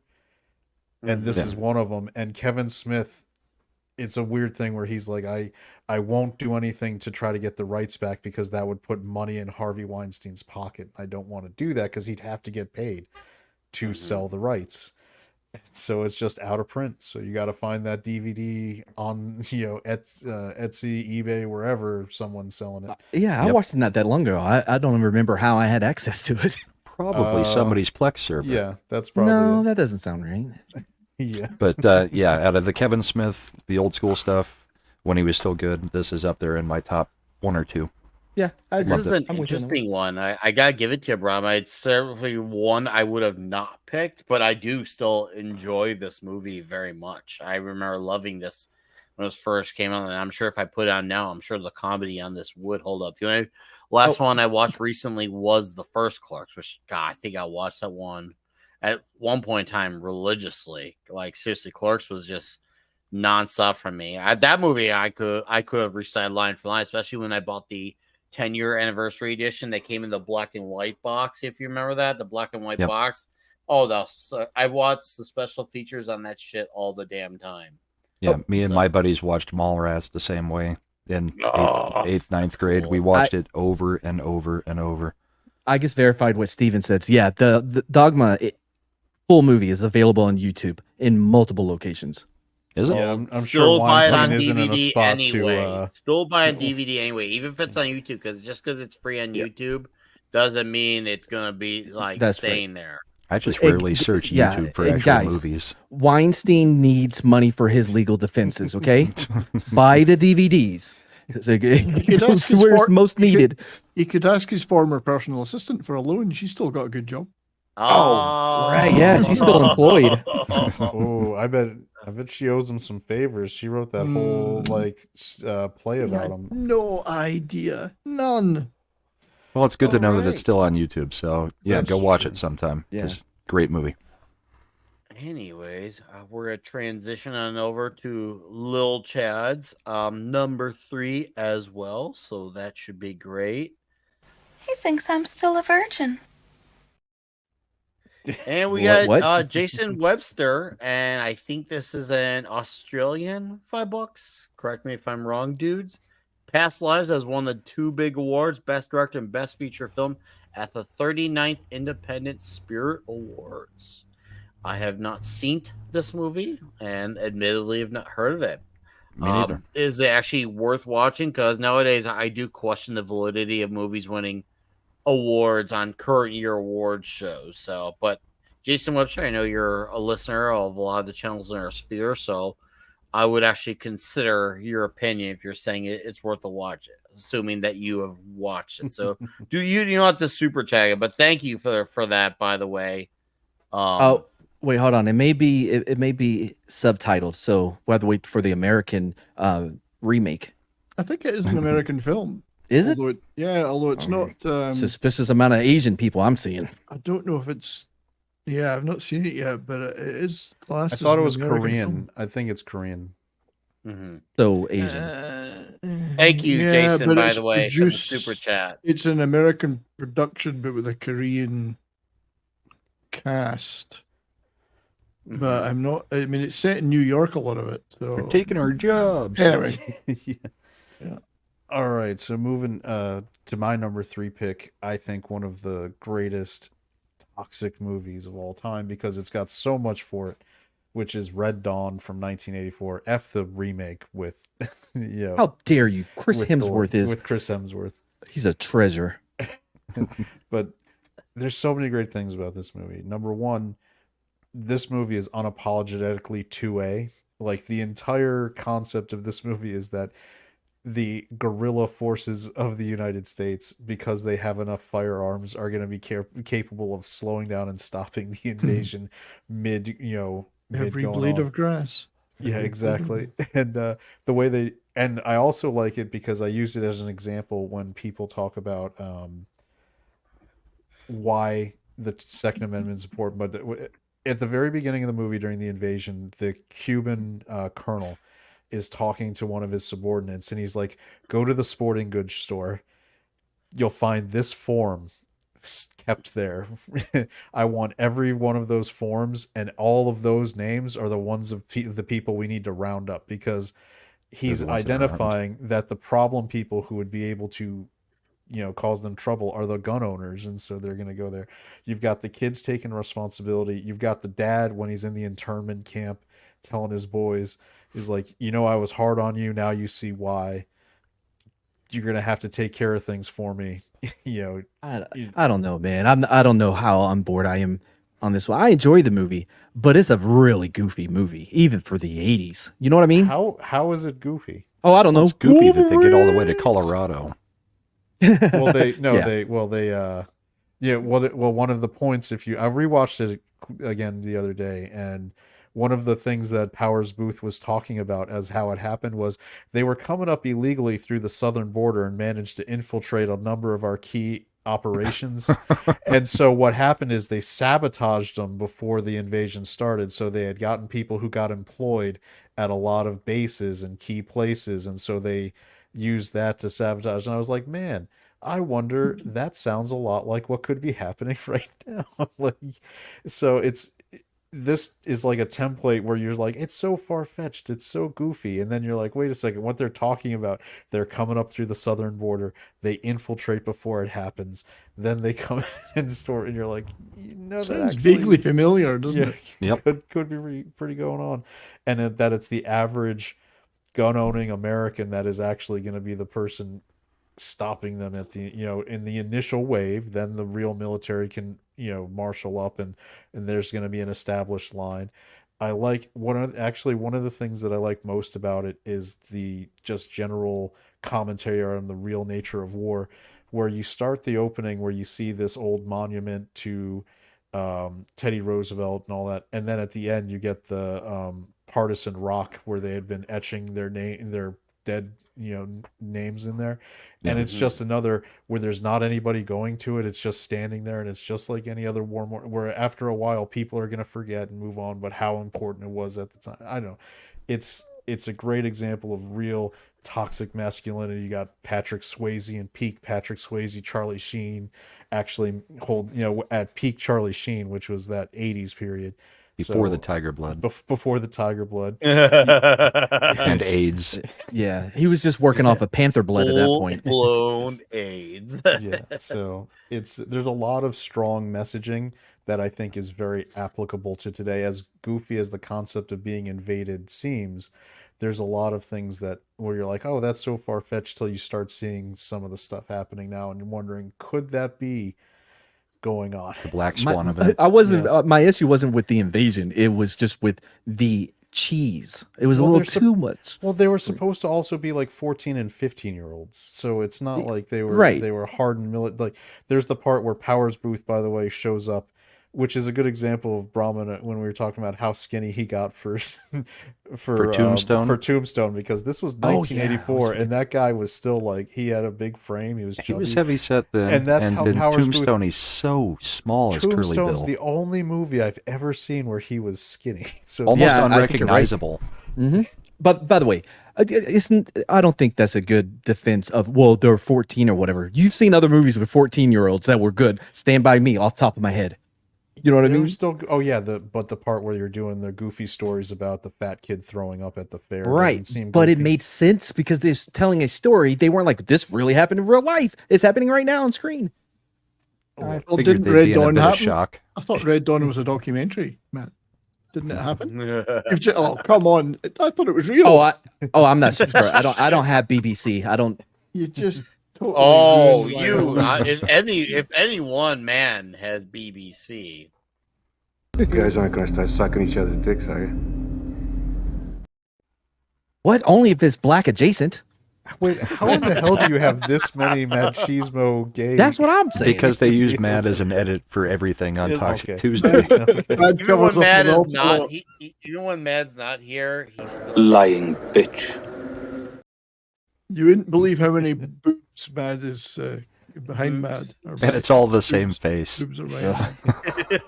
There's only one asset. It'd be a shame if someone gave him that really great portrait that was done of Mad. Oh, no. Don't even bring that up. Dick, you're fired! Moving along. All right. So, anyways, let's transition on over to our next one. Dead or alive, you are coming with me. That's a great movie, RoboCop, but it isn't this one. Yeah. So Back to the Future, Death Wish. Oh, We're talking look, Death Wish again. another one. And really, when we talk Death Wish, we're really talking about all of them except for maybe 5, which is not very good and is very cheap. And Canon were dying by that time. I actually kind of like 4. Although not so much 5. I do enjoy 4. 4 and 5 are very different movies from the first 3, though, I find. But we did do a great Death Wish show at the Canon Film Club on my channel. Check it out. Plug. So, again, there's a theme here, and I'm moving on from these movies after my next 2 are going to be comedies. This is a theme of brutal assault of a certain kind, and then a lot of violence and bloodshed and vigilantism afterwards. And vigilantism, I think, is something that all those milquetoast critics and other whining commentators over the years have always, to me, they've always hated that more than anything else in movies. You know, any other thing, even general toxic masculinity, they kind of give it a pass. They've always hated vigilantism, the critics. Well, the vigilantism was in response. Yes. I mean, it was a rising response to what was going on in the country at the time. Before or after Bernie Getz? Jeez, I can't remember. 74, so I don't know. So that was before then. Yeah, but they always hated it, and yet moviegoers love it. They love a guy taking things into his own hands and dishing out justice when society won't. Which, if a small studio was paying attention, these are the types of movies they'd be putting out now. Oh yeah, this would be they'd be cheaper, and you have a better chance of profitability. You don't have to pay as many well, I'm just talking about the message. Oh yeah, these were response to stuff that was going on. We've got plenty of stuff going on now. People would love to see some pushback. I think what the issue. I think what the issue is with making movies like this is that they are so tied into the DEI shit. Like they are required to have a certain amount of diversity hires working on at every level, right? That's where I'm saying a small new type studio. Right, of course, this is where they could break through. But that means there should be a percentage. There should Yeah. be a percentage of vigilantes in every crew then, if we're having representation. So, well, even Daily Wire's first movie, Run, Hide, Fight, was kind of like that. I mean, it's about a school shooting where she takes matters into her own hands. So others, I mean, I'm acknowledging the fact that it has been called toxic. It has been called toxic. I don't see it that way because I absolutely love the Death Wish movies, love Charles Bronson. I could see that others have seen that over the years that have said they thought it was toxic, but it does have a lot of those elements, you know, the assaults. And I mean, it's never ever marry or date Paul Kersey. Never. Don't even talk to him in the street. Just don't even talk to him. Well, now I kind of want to. That's right, but it's got all that stuff going on in there. At the time, hugely controversial again. I absolutely adore it, and I adore all the Death Wishes. There are some great parallels to Dirty Harry in this one, 70s. Definitely similar parallels, and both are great for similar and different reasons. But they both have the vigilante challenging the law from the kind of outsider perspective, but not totally out. Yeah. Yeah, and I did. Awesome. Yeah, I mean, Dirty Harry, I toyed with having that in there. If it was a top 10, I would have Dirty Harry in it. But and then the Robert Ginty ones, those ones are pretty good too. Everyone loves someone who's been wronged striking back. And well, it's a universally relatable story because anytime you could see someone getting back at bad guys, we all root for a character, and that character could look like almost anyone. Doesn't matter. And anyone can relate to that story. It doesn't matter what your religious background, your political backgrounds, your social, whatever, you name it. Like if somebody kills somebody's dog. Yeah. Oh man. Yeah. We love that revenge story. It's one of those, it's a trope story that we can never get sick of. At least for me, I can never get sick of it because it's something we're always gonna have. And the truth is there's always gonna be shitheads around in the world. But for every shithead, we can have someone who responds to that shithead. Right. Even John Wick, the first one, he's getting revenge for his dog. You know, I mean, revenge stories. I mean, even like the Beekeeper, which just came out, is the same style. Whoa, that was way better than I thought it was going to be. Yeah, it was really good. Yeah. The Exterminator movies and stuff like that. I did have one problem when he elbowed somebody in their Kevlar helmet. With monkey. We all think about being that hero. But Matt, wasn't it really made up for when the girl Beekeeper shows up and he just wrecks her? With oh my god, guys! If y'all have not seen Beekeeper, do yourself a favor, watch that movie. It's so fucking good. I've been meaning to watch that. Watch that. American, what is it? Fiction? Fantastic. Jeffrey Wright is, or as Chad and I know him as Peoples. You know why they call him Peoples? Because he takes care of his peoples. He takes care of his peoples. Shaft. Shaft. We're gonna transition on over. Now this is my number 3, I think. Yeah, number 3 is gonna be the last one of them. That time, I heard you coming. Showdown in Little Tokyo. Does he hear him? Like there was a sound that was made when he came, or was it sounds he was making as he came? No, it's kind of like when you hear the sounds in your own head. She squirt, just has squirt, a full inner body hearing. I thought his penis she was just making heard some weird stuff sound slapping against her insides. I thought his penis just made a weird sound, like a cough. Possibly. So this movie was supposed to be the thing. This was a springboard that obviously led to Mr. One Brandon Lee launching onto the Crow, and then the Crow was supposed to, make him the larger than life icon. Now, obviously, the Crow did make him larger than life, but unfortunately, his life passed. But to get him buttered up, as I've been saying a lot tonight, he got paired up with Dolph Lundgren in a buddy cop movie, and the formula is pretty typical. One guy's a little bit more erect, the other's more disciplined, but both know how to kick ass. Holy shit, do they? And of course, you got great dialogue here, and the fact that they're in LA, I think, and they call it a little portion of it Little Tokyo. You got great homoeroticism, you got great one-liner dialogue. The action is fucking awesome, and of course you got, where is it here? Oh no. Oh, here you have the right to be dead.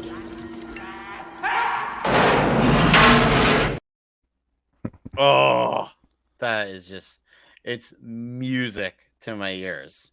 And of course, you have the infamous moment where after Dolph Lundgren does his hot bath with Tia Carrere, which I know that sent a lot of men on a thing, and then of course, you have the biggest dick I've ever seen on a man. Has he seen a bigger one around the world? And originally, the original version of that line, Brandon Lee was gonna say, "You have the biggest dick I've ever seen on a white man," but they changed it to a man.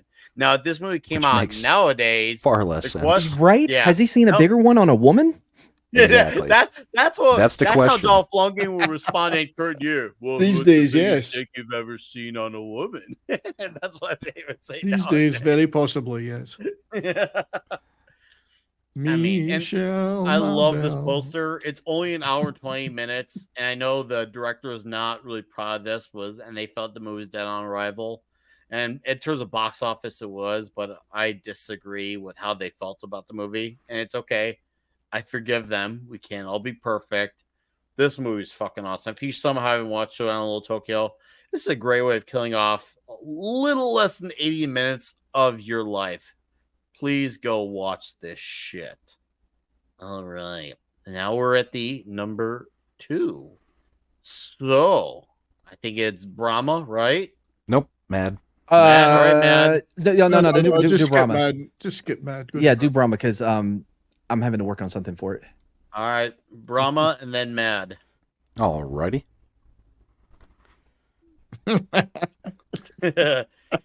So sticking with the comedy theme, we've actually done this one. We've done this one on Toxic Tuesday on this channel. Yeah. And I was actually on that episode. So, I mean, everybody knows this one. Everybody knows why it's toxic. Everybody loves it.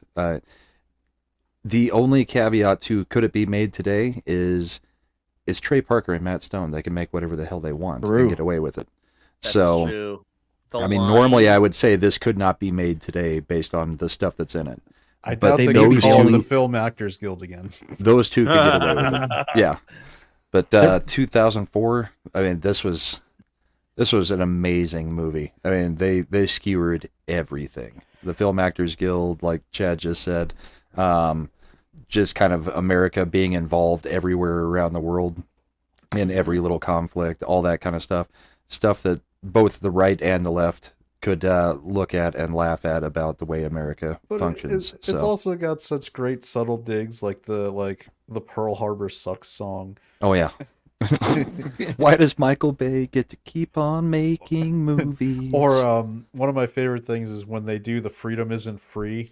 Yeah. They actually shot it in Washington D.C. They brought the puppets and they put them in front of the monuments. They didn't change any of the scale, so it's the actual like puppets standing in like they're just in like the Lincoln Memorial, the Jefferson. It was just like no, it's like oh we didn't build that. We just like why not? We can just effing bring the puppets.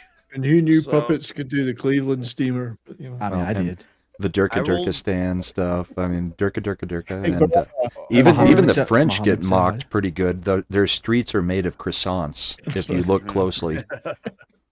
I remember the line, and this is a line I still use to this day because you promised to never die.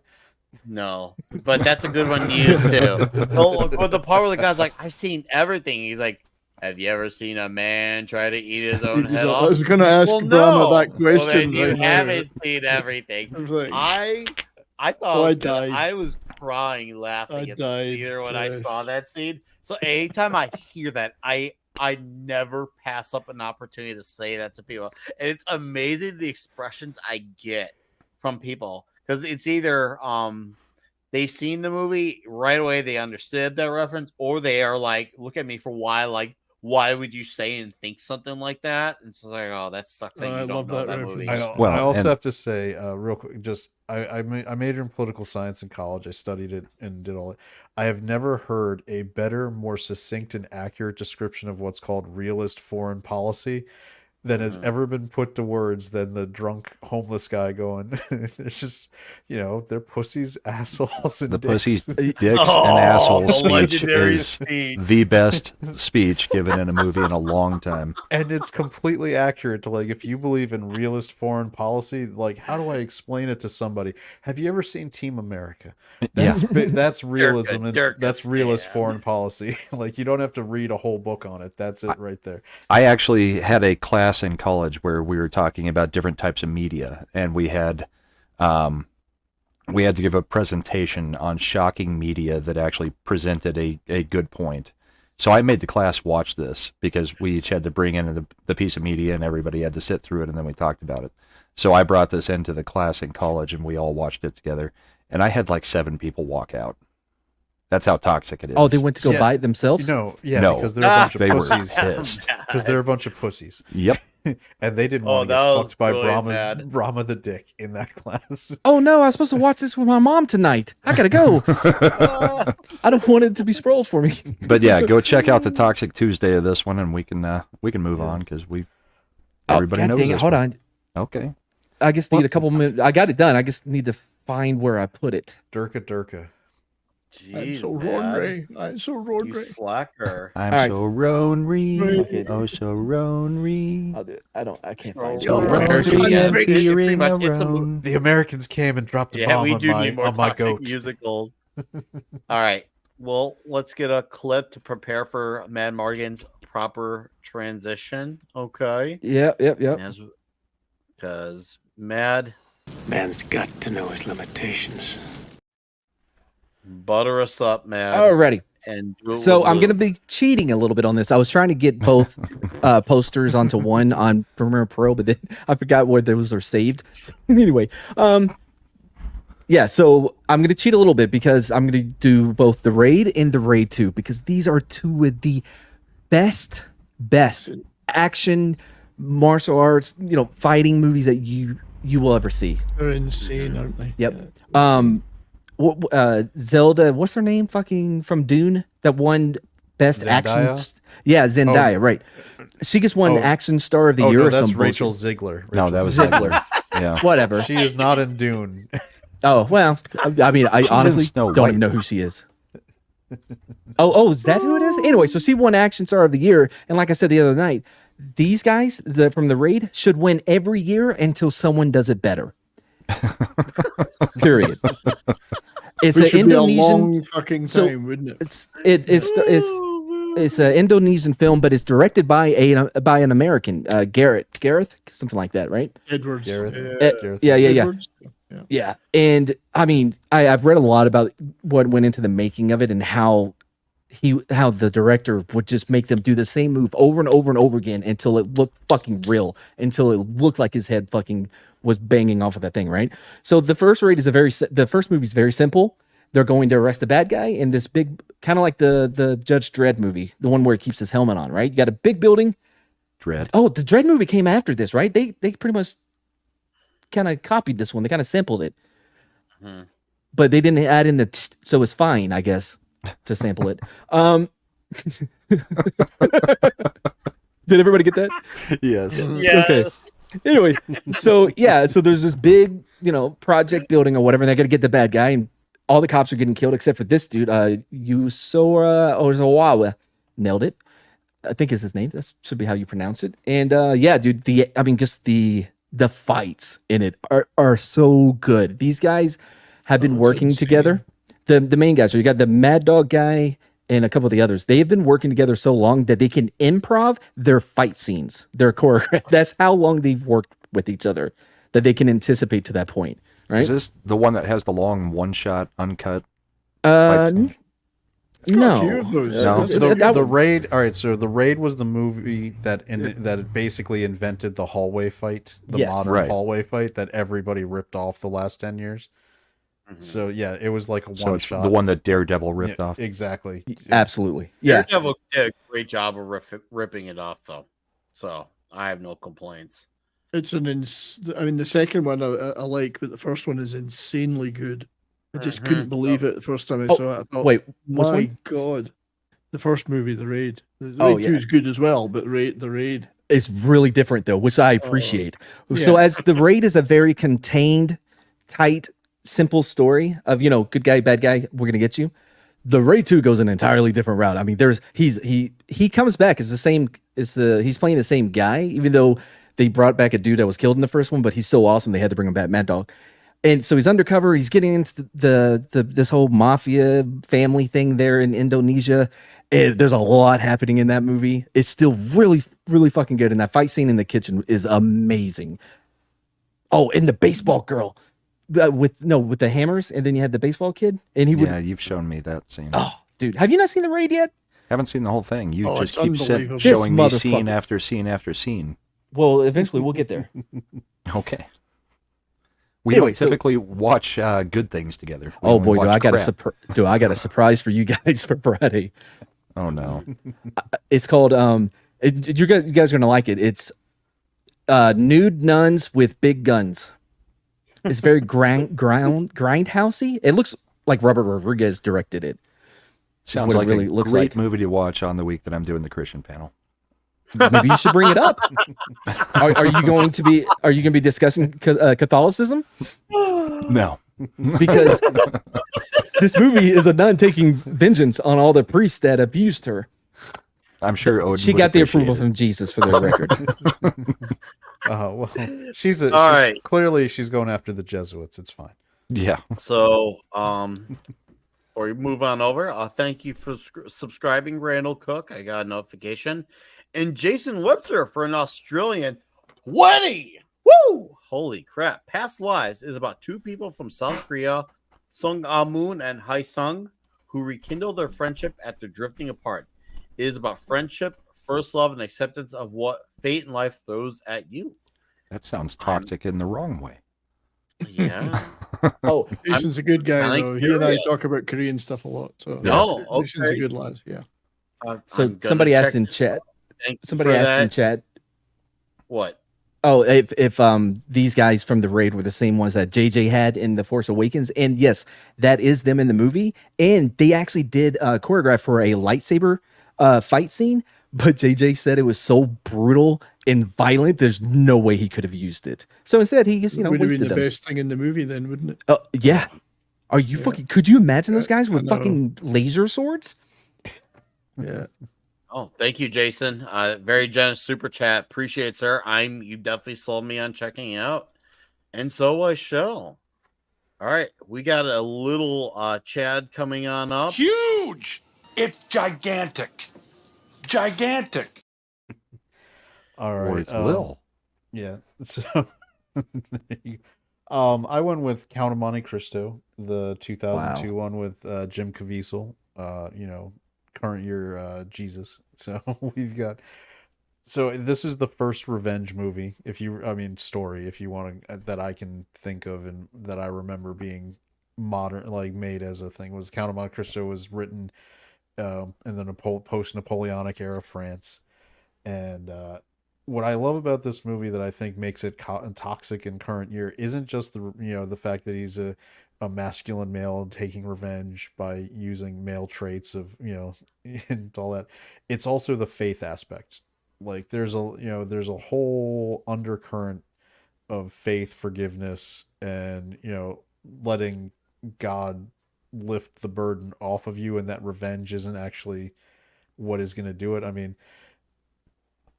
this guy's life gets wrecked. He gets the fortune, he takes the revenge, and you're here for that, and it's great the way he does it. But in the end, he finds peace by basically giving himself to God to do the right thing going forward. So I mean, that's my thought on it. Sounds like Is he that kind of the dude gave up. from Memento behind him? But Guy Pearce, I was about to ask the same thing. Yeah, Guy Pearce is the villain in the movie. Count Mondego. Mondego. Can you say Dago? Yeah, I was like, oh boy, that's close. Okay, Trebek. That's right. So, but it's great. I mean, the 2002 version does take liberties with the actual original Count of Monte Cristo story, but the Count of Monte Cristo story, if you ever listen, or if you read it, it's like a 50-hour book. If you do the audiobook, it's a long. Unless you have the version I had as a kid, it was a version made specifically to be read by children. They did it with Moby Dick as well. I had a whole abridged versions. Yeah, the whole collection of these classics that were made to be illustrated classics. No, they weren't illustrated. No, there wasn't pictures or anything. No, it was just they simplified the story and cleaned it up if there was any things that may not be appropriate for a 10-year-old. But while maintaining the core themes and story and whatever. For instance, there's a whole in the original story, he ends up adopting a Islamic girl about age 12, and she ends up being the heroine he goes away with. Wait, did he know beforehand? Oh, no, or was it a surprise that she was Islamic? No, he knew because that was part of. And he still adopted her? Yeah. Was it these mad? Oh man, I'm at full screen. You bro. Where it's just the abridged versions. Like this one's got The Hunchback of Notre Dame. Yeah. Great Cases of Sherlock Holmes. Abe Lincoln Grows Up, and Lost Horizon. I mean, they got like 6 books, full-size books in each of these. I think mine were a Zooming little in bit on you. Great doorstops. Oh yeah, I think mine were a little different, but yeah, that's basically Reader's the idea Digest versions of the books for kids. Condensed. Yes. I like every second page. You get every second page. Yeah, I like Pinochet's comment, books for slow kids. Right Oh, now. Boost had them too. Yeah.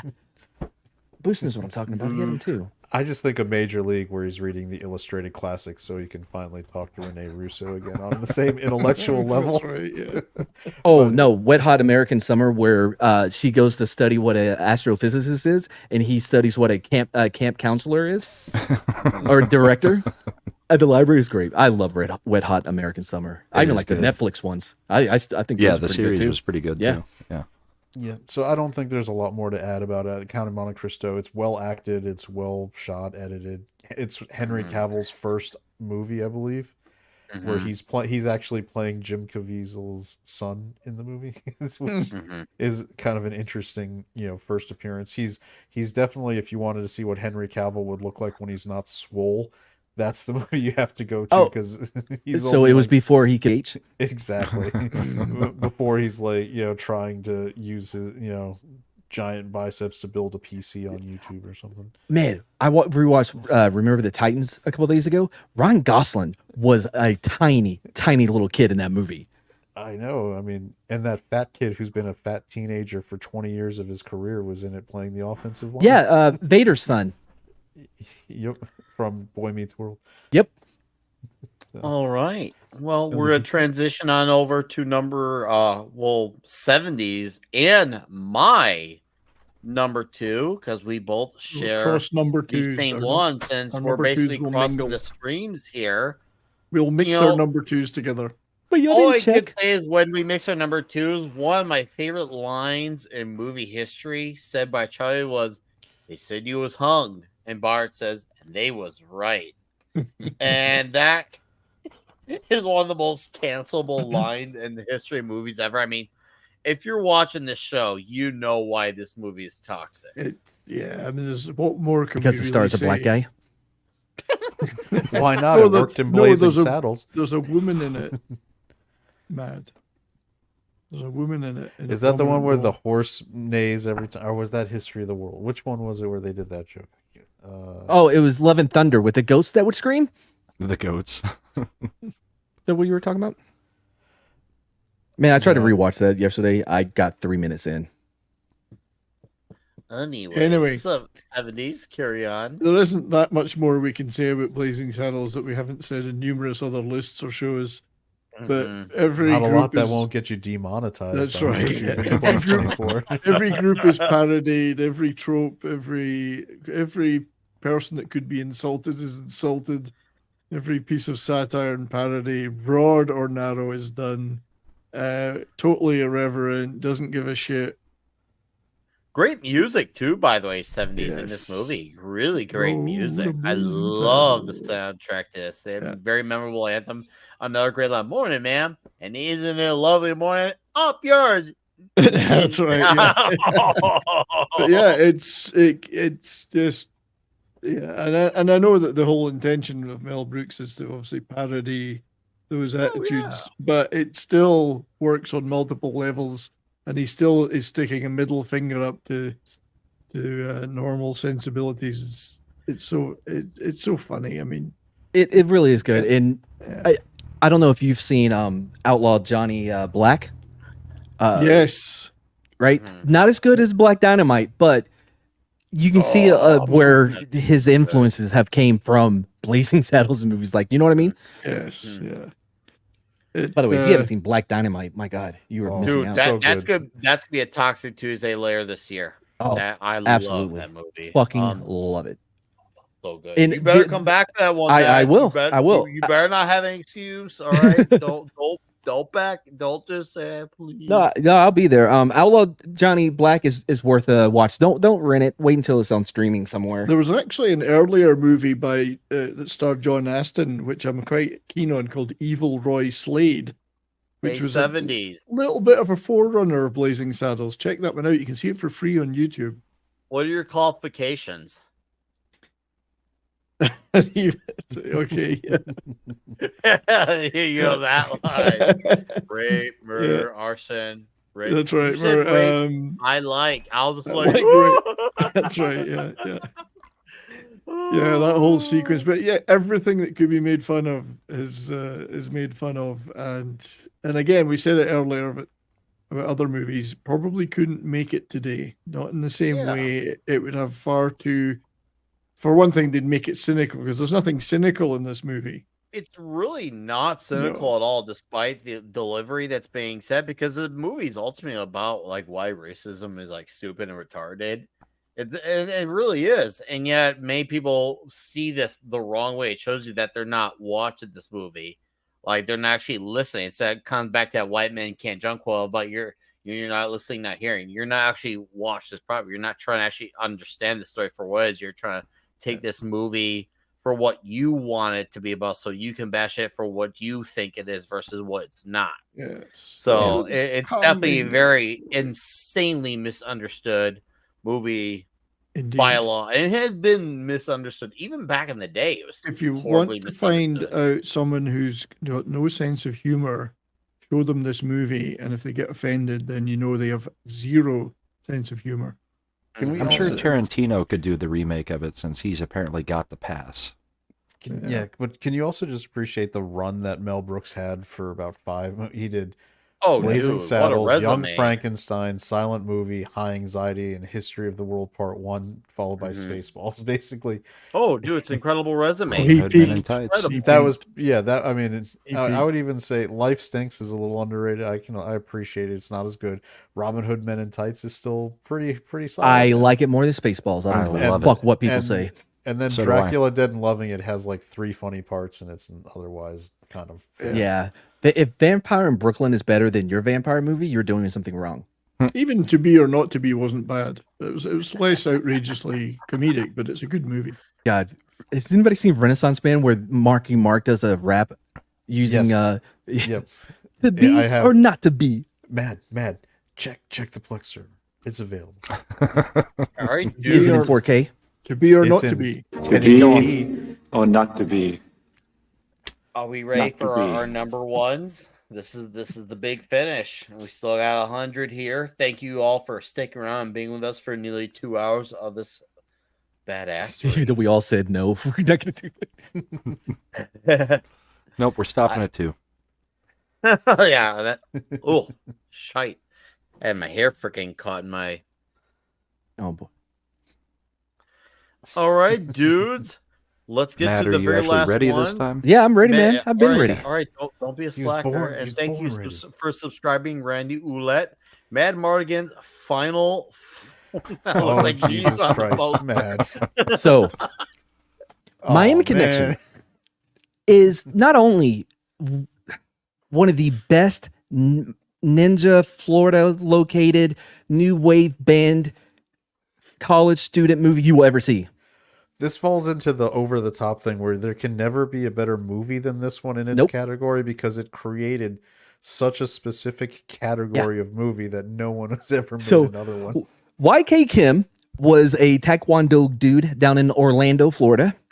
Very popular, owned multiple. Like he set up the McDonald's of dojos in Florida, where there would be a chain of his dojos, right? So YK Kim directed, starred, wrote. No, I'm sorry. He directed one scene at the end. This premiered at Cannes. Yeah, it didn't win the Palm whatever award, but it did premiere. I feel like festival. You told me it did win the Palme d'Or when we were watching it. Okay, it won the Palm when it premiered at Cannes. Anyway, that was clearly hyperbole. Yeah. It was years ago. Nobody knew what happened to the movie when some dude at Alamo Drafthouse was on eBay and randomly came across the original print of this movie and bought it.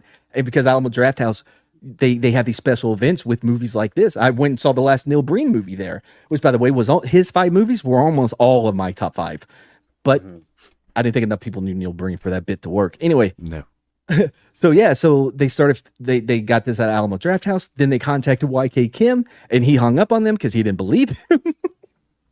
And it worked out well. YK Kim, this movie hit big with Alamo Drafthouse, and the band Dragon Sound, which they anyway, they actually performed. They lip sync like they do in the movie. But it's such a cool story that this guy made this movie. It is really bad but great. And then is lost for decades, and then it has this renewal that man, can't sell enough, dude. Dragon Sound, the greatest new wave band that does kung fu ever. That's a fact. Wow, I even have a Dragon Sound shirt. But Chad, you've seen it, haven't you? You made me see it. I don't like how you guys keep saying this shit. I made you see this. So true. Hey, Chad, it's a bit like that scene in A Clockwork Orange where Malcolm McDowell's eyeballs are pulled out. I feel his like that's eyelids are more held when he open. makes me watch Neil Breen. And he makes you. That's how he makes you watch them, though. Oh my god. Okay, I'm. Can I stop this and show you guys something very important, because the new Neil Breen movie is about to come out. Real quick. And yeah, real quick. Of Brahma. Yep, and I have it right here. All right, let's see. This is from Neil Breen's latest movie I saw premiere. This is all on location. And that's a real tiger. That's the only thing real in this. What are you talking about? Neil Breen's a real person. I don't think so. I've watched enough of his movies to know that I don't think he's real. No, you're not going to get claimed at all. No. That MFer ain't real. That's real. God, even his looks. Nick, are you seeing this? This can't be real. It is real. You can see it. This goes on for so long. I'm gonna turn it down though. Here, I'm gonna go through the fight a little bit because you guys get it. But there's a great ending to it. Okay, here we go. By the way, to be fair, he was abducted by aliens when he was a kid and enhanced with technology. So it's a fair fight. Here it is. Stop. Someone's coming. Stop. Get down. See, they're friends.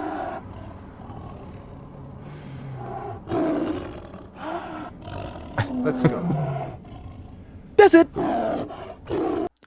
That's it. Oh my. That's the movie. That's pretty much the level of banananess you can expect. Now, Anyway. does that tiger turn into a woman later in the movie? Who knows? You're gonna have to see it. That's to say yes. It's called Cade Tortured Crossing, if anybody was wondering. What's the name of the band again? Dragon Sound. Dragon Sound. Yeah. Friends forever. Yeah. Anyway. I'm sure I have a gift of them. I almost played our dramatic. Get those nerds! Nerds! What? So Hi, sticking with Brahma. my comedy theme, we knew that Blazing Saddles was going to be on a couple lists, so I did not go there. So Tropic Thunder, movie that can't be made today. From Simple Jack to You Don't Go Full Retard, and a white man wearing blackface the whole movie. The perfect toxic another comedy. scene that's horribly misunderstood to this damn day. I feel like that scene is under the new canceled territory every 2 to 3 years. I'm a dude Oh, yeah. playing a dude that he thinks he's another dude. I Do you? I Them almost people. cried What do you mean, when- them people? What do you when mean, he them when people? he started singing the Jeffersons theme song to the other guy, I was crying in the theater, laughing so hard. Oh, and actually, one of the best parts of that movie is the fake Oscar trailers, or Yeah. the Oscar trailer. Oh, for him, yeah, for yeah. him, like, Yes. or with him and Tobey Maguire. The Devil's Where- Alley? Was that it? Lazarus. The Devil's Alley, yeah. Yeah. He's talking about the butt, right? Yes, that's what they were going As the Devil's for, Alley? And of course, maybe the best Tom Cruise thing ever. Oh god. I It was might agree with you on that. You know, which is funny because I think it was Script Doctor. We've had conversations on this on It's me a real that producer Tom he Cruise- was based on. It was Scott Rudick. Tom That's Cruise- who it was he was doing.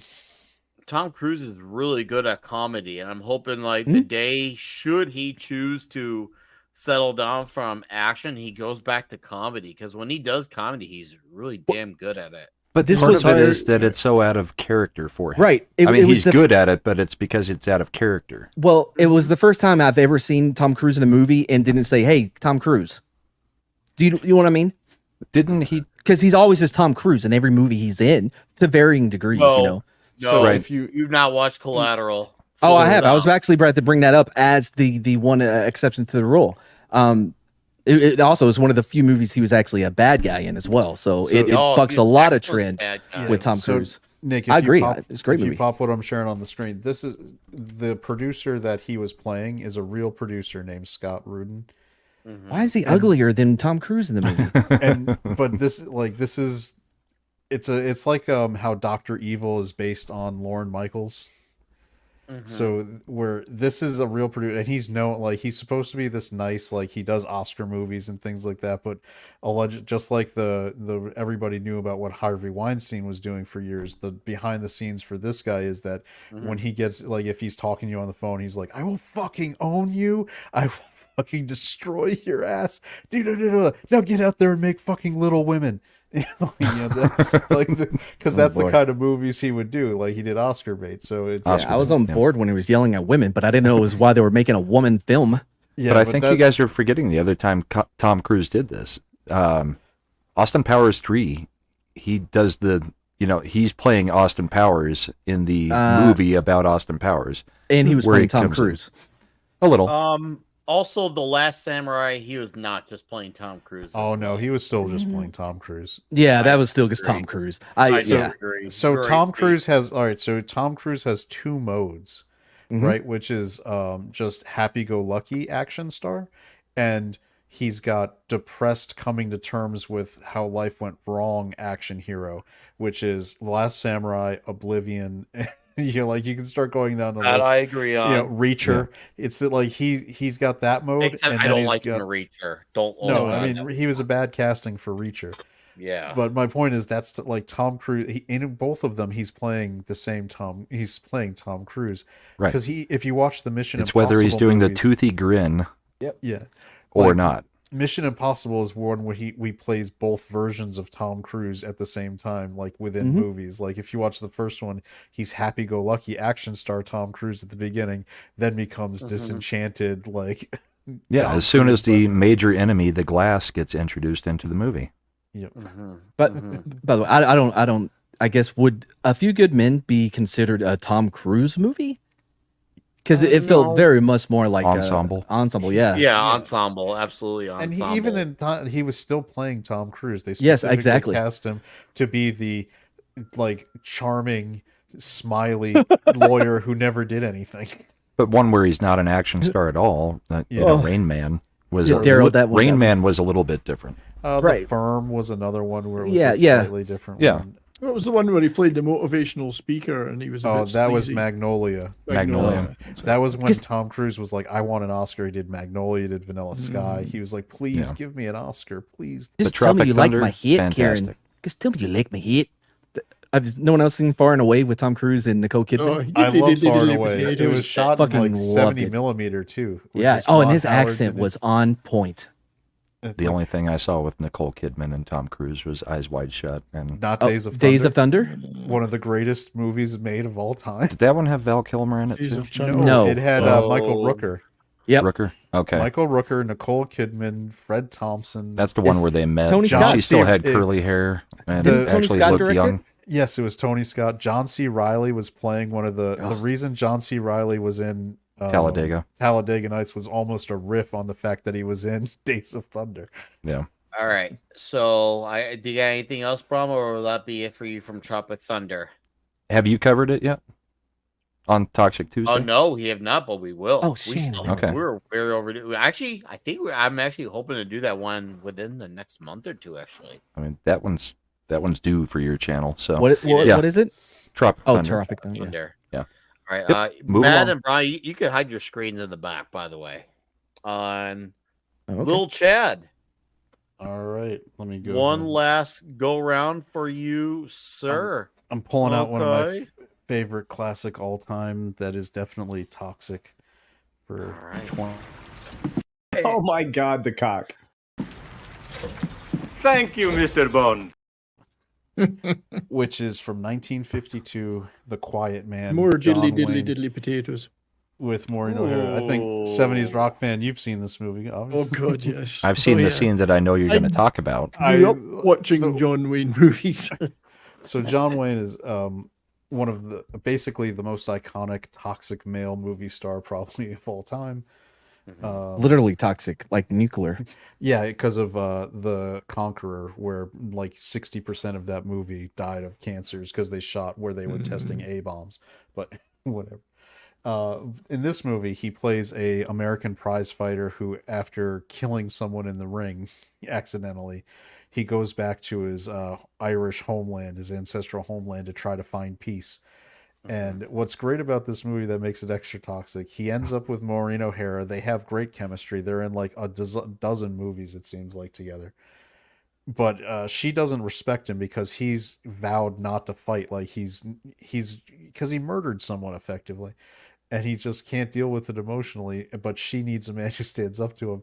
And the climax of this movie is him dragging her from a train over the course of about 4 or 5 miles back to her brother to give her back because the brother hadn't given the dowry she was supposed to, that he was supposed to for marrying her. And he's like full on dragging her. And there's a great part, like there's even like this is shot in Ireland. John Ford did it on purpose. He actually shot on locations.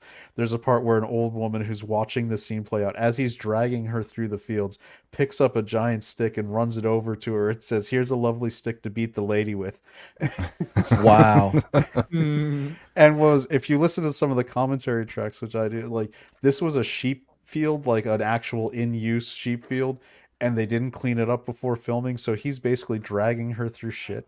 Yeah, and she's taking it because they're for the scene, and they want it to be authentic. And it's just, but it's great. It's a commentary on relationships and how a woman, what she really wanted after she does this, she's happy with him now. The relationship is fixed because she wanted a man. She wanted someone who was going to stand up and fight for her for what was right, who was going to be a protector, a provider. And so after he drags her for these like these miles to her brother's house, he gives her the dowry. And then Maureen O'Hara like opens up a furnace so they can throw the money in right into it and burn it, because it was never about the money. It was about it was for her, and that's what it was supposed to be. And then she's like, "I'm gonna go home and I'll have dinner ready when you're done." So and then he beats up the brother, and then after they get into a fight, they're okay with each other. It's just a perfect summation of what it's really can be like when you're a dude, like where you've got all these problems with a guy, you get into one big fight with him, and then you're like, okay, we got that out of our system now.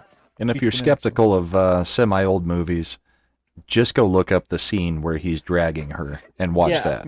I was going to ask. That's worth it enough. I was going to ask if there's enough around that scene for it to be worth watching. Oh, there's a hilarious part where Ward Bond, who was another one of the John Ford crew, like this whole John Ford used the same actors like in every movie. He's almost like Quentin Tarantino. Like Quentin Tarantino's a throwback with guys using their same crew. And Ward Bond plays the local town priest. And like she goes to confess to him that basically that since they got married, because the dowry never got paid, she's not performing her wifely duties.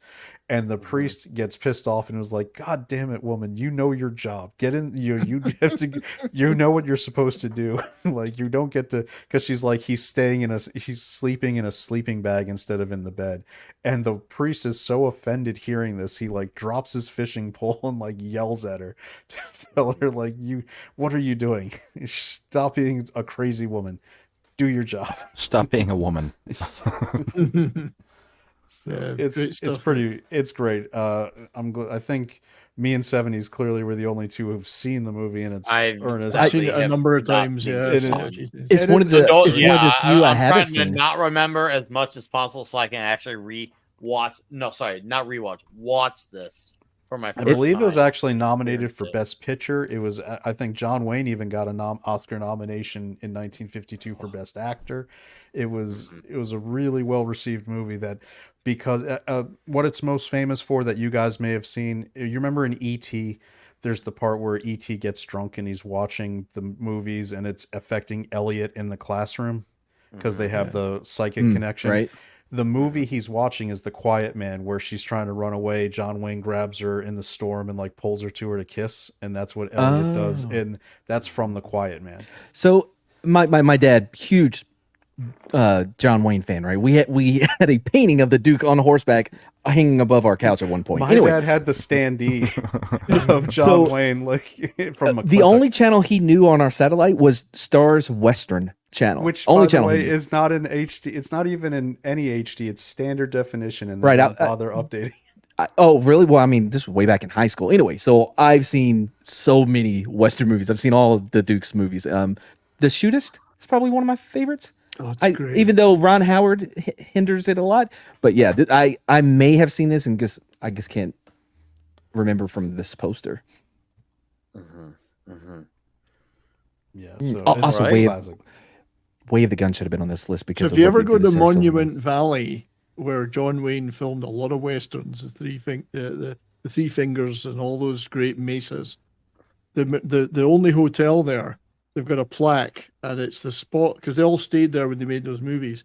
They've got a plaque that says, "Here's where John Wayne would sit every night after filming and drink a beer, looking out over the Monument Valley." So I stood on that spot as often as I could when I was there. Do you have a Marlboro Red? I should have. Yeah. The Cowboy Killer. Yeah, I should have had that. Yeah, but it was so neat to stand on that spot.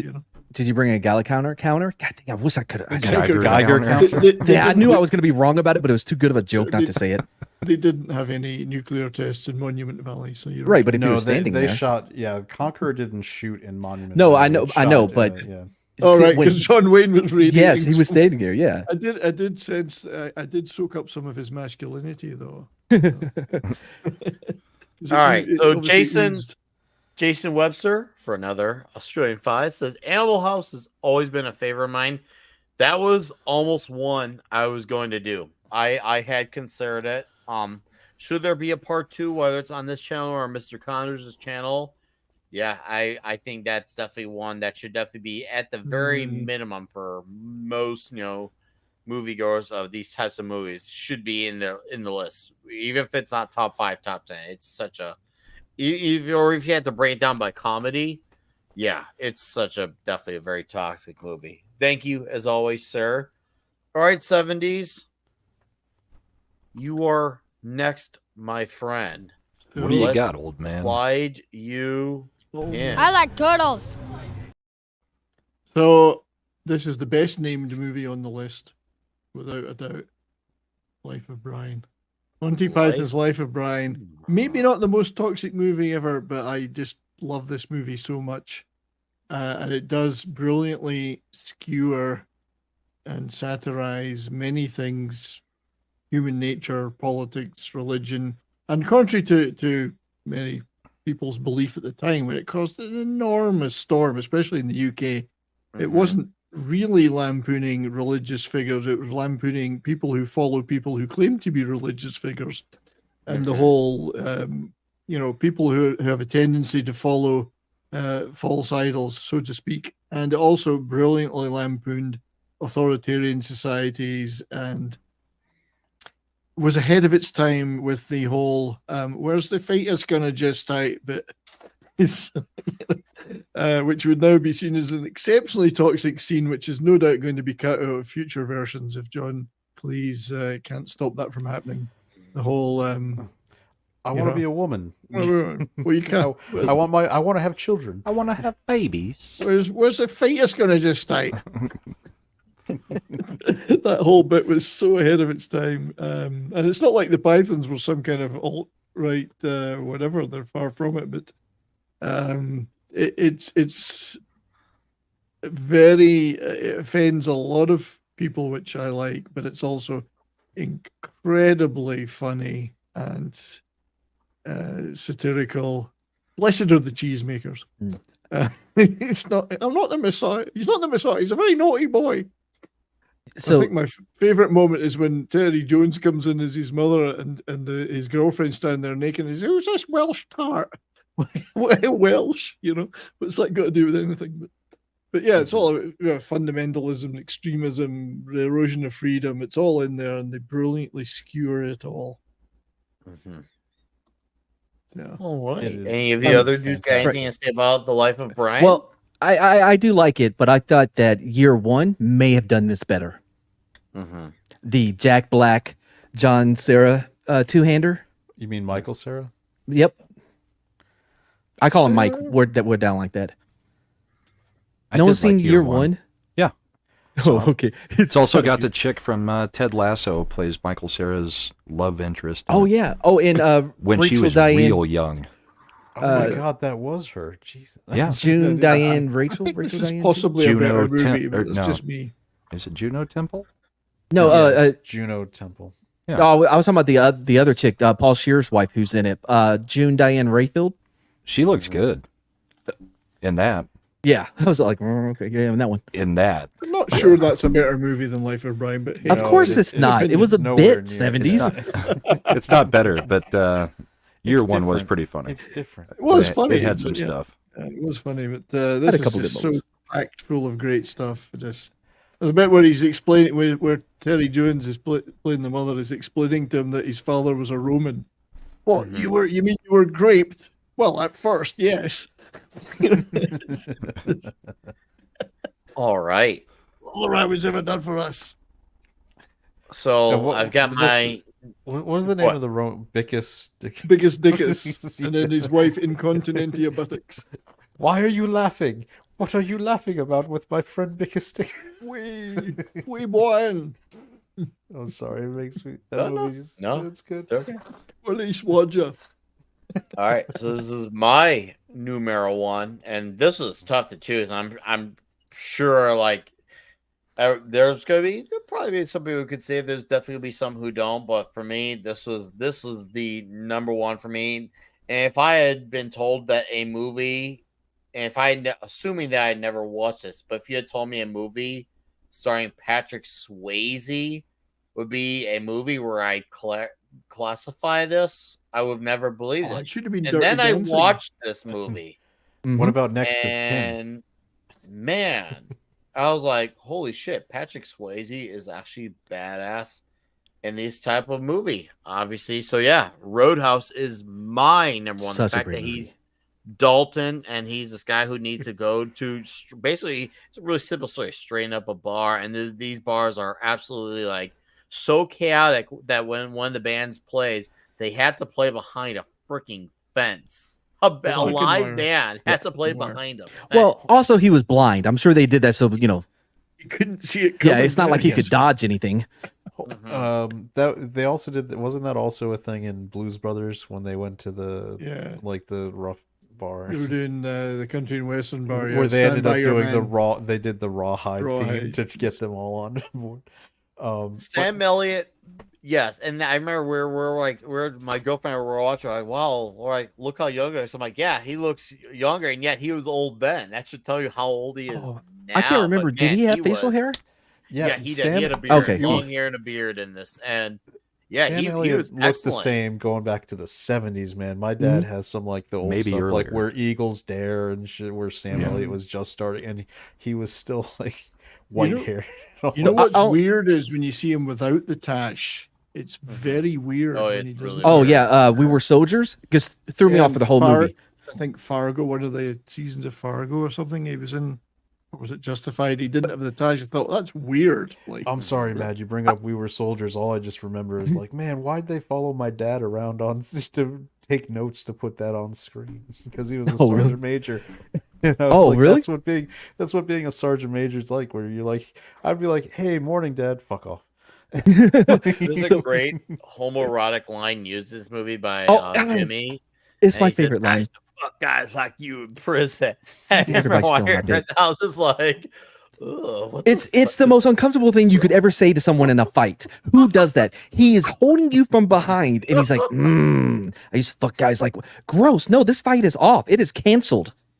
We will reschedule it for That's later. probably even more like messed up than the line said in Happy Gilmore with the whole I eat pieces of shit like A shit like you for breakfast. Yeah. It's just But- like, ooh, who Yeah, says no. these things? That wasn't the own you thought it was. Yeah, It's not right. the own you These was guys thinking. are lie. Well, they try to come off like they're big bass with Right. the line. It's like, guys, this doesn't have the delivery you were intending on. It still would have worked though, because there's no way I could keep my head in a fight after that. You know what I mean? Oh, you just beat me to it. Yes, the most. Oh, dude, Yes. In fact, absolutely. that giant chick, legendary. because whenever they're like trying to make out or whatever, she is just engulfing him. She is so much bigger than Patrick Swayze in this movie. You got to check it out. There's a anyway, but no, I think the only reason she got mad about the whole throat rip thing is because she didn't hear what he said. Because if she would have heard what he said, she was like, "Oh, I would have ripped. I was coming to rip his throat myself." You know what I mean? And like spit on him or something while he's dead. But yeah, I've heard stories that apparently like girls would be very distracted watching Swayze film this movie, being badass and alpha male doing this movie.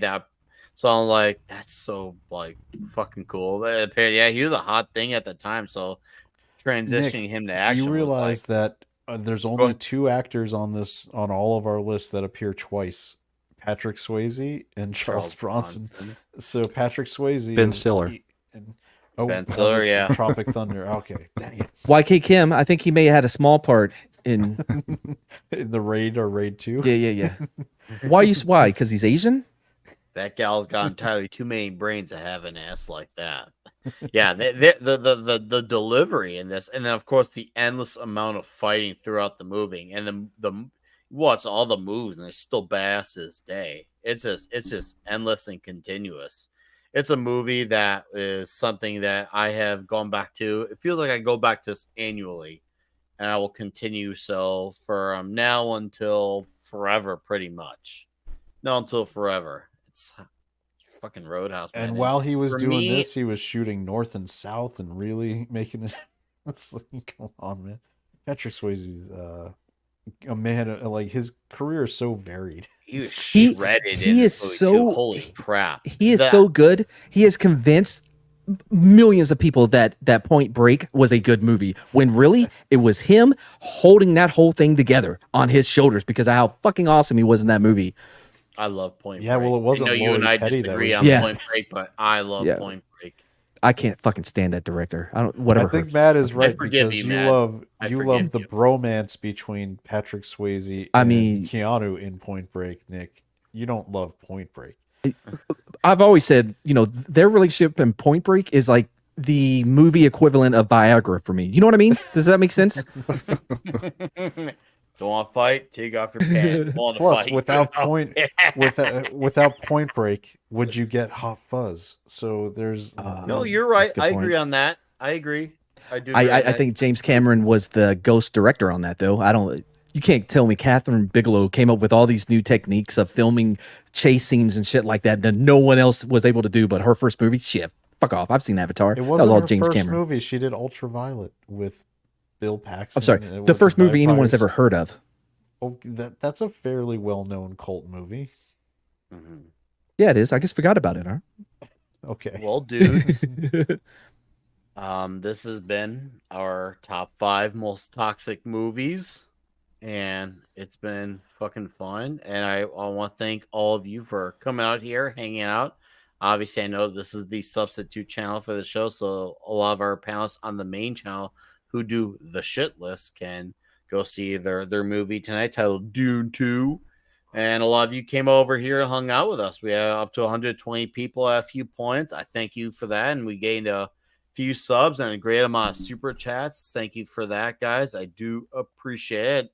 Love seeing all the references, nods, dialogues to all these movies, and people putting in their opinions as well. I thank you guys for that.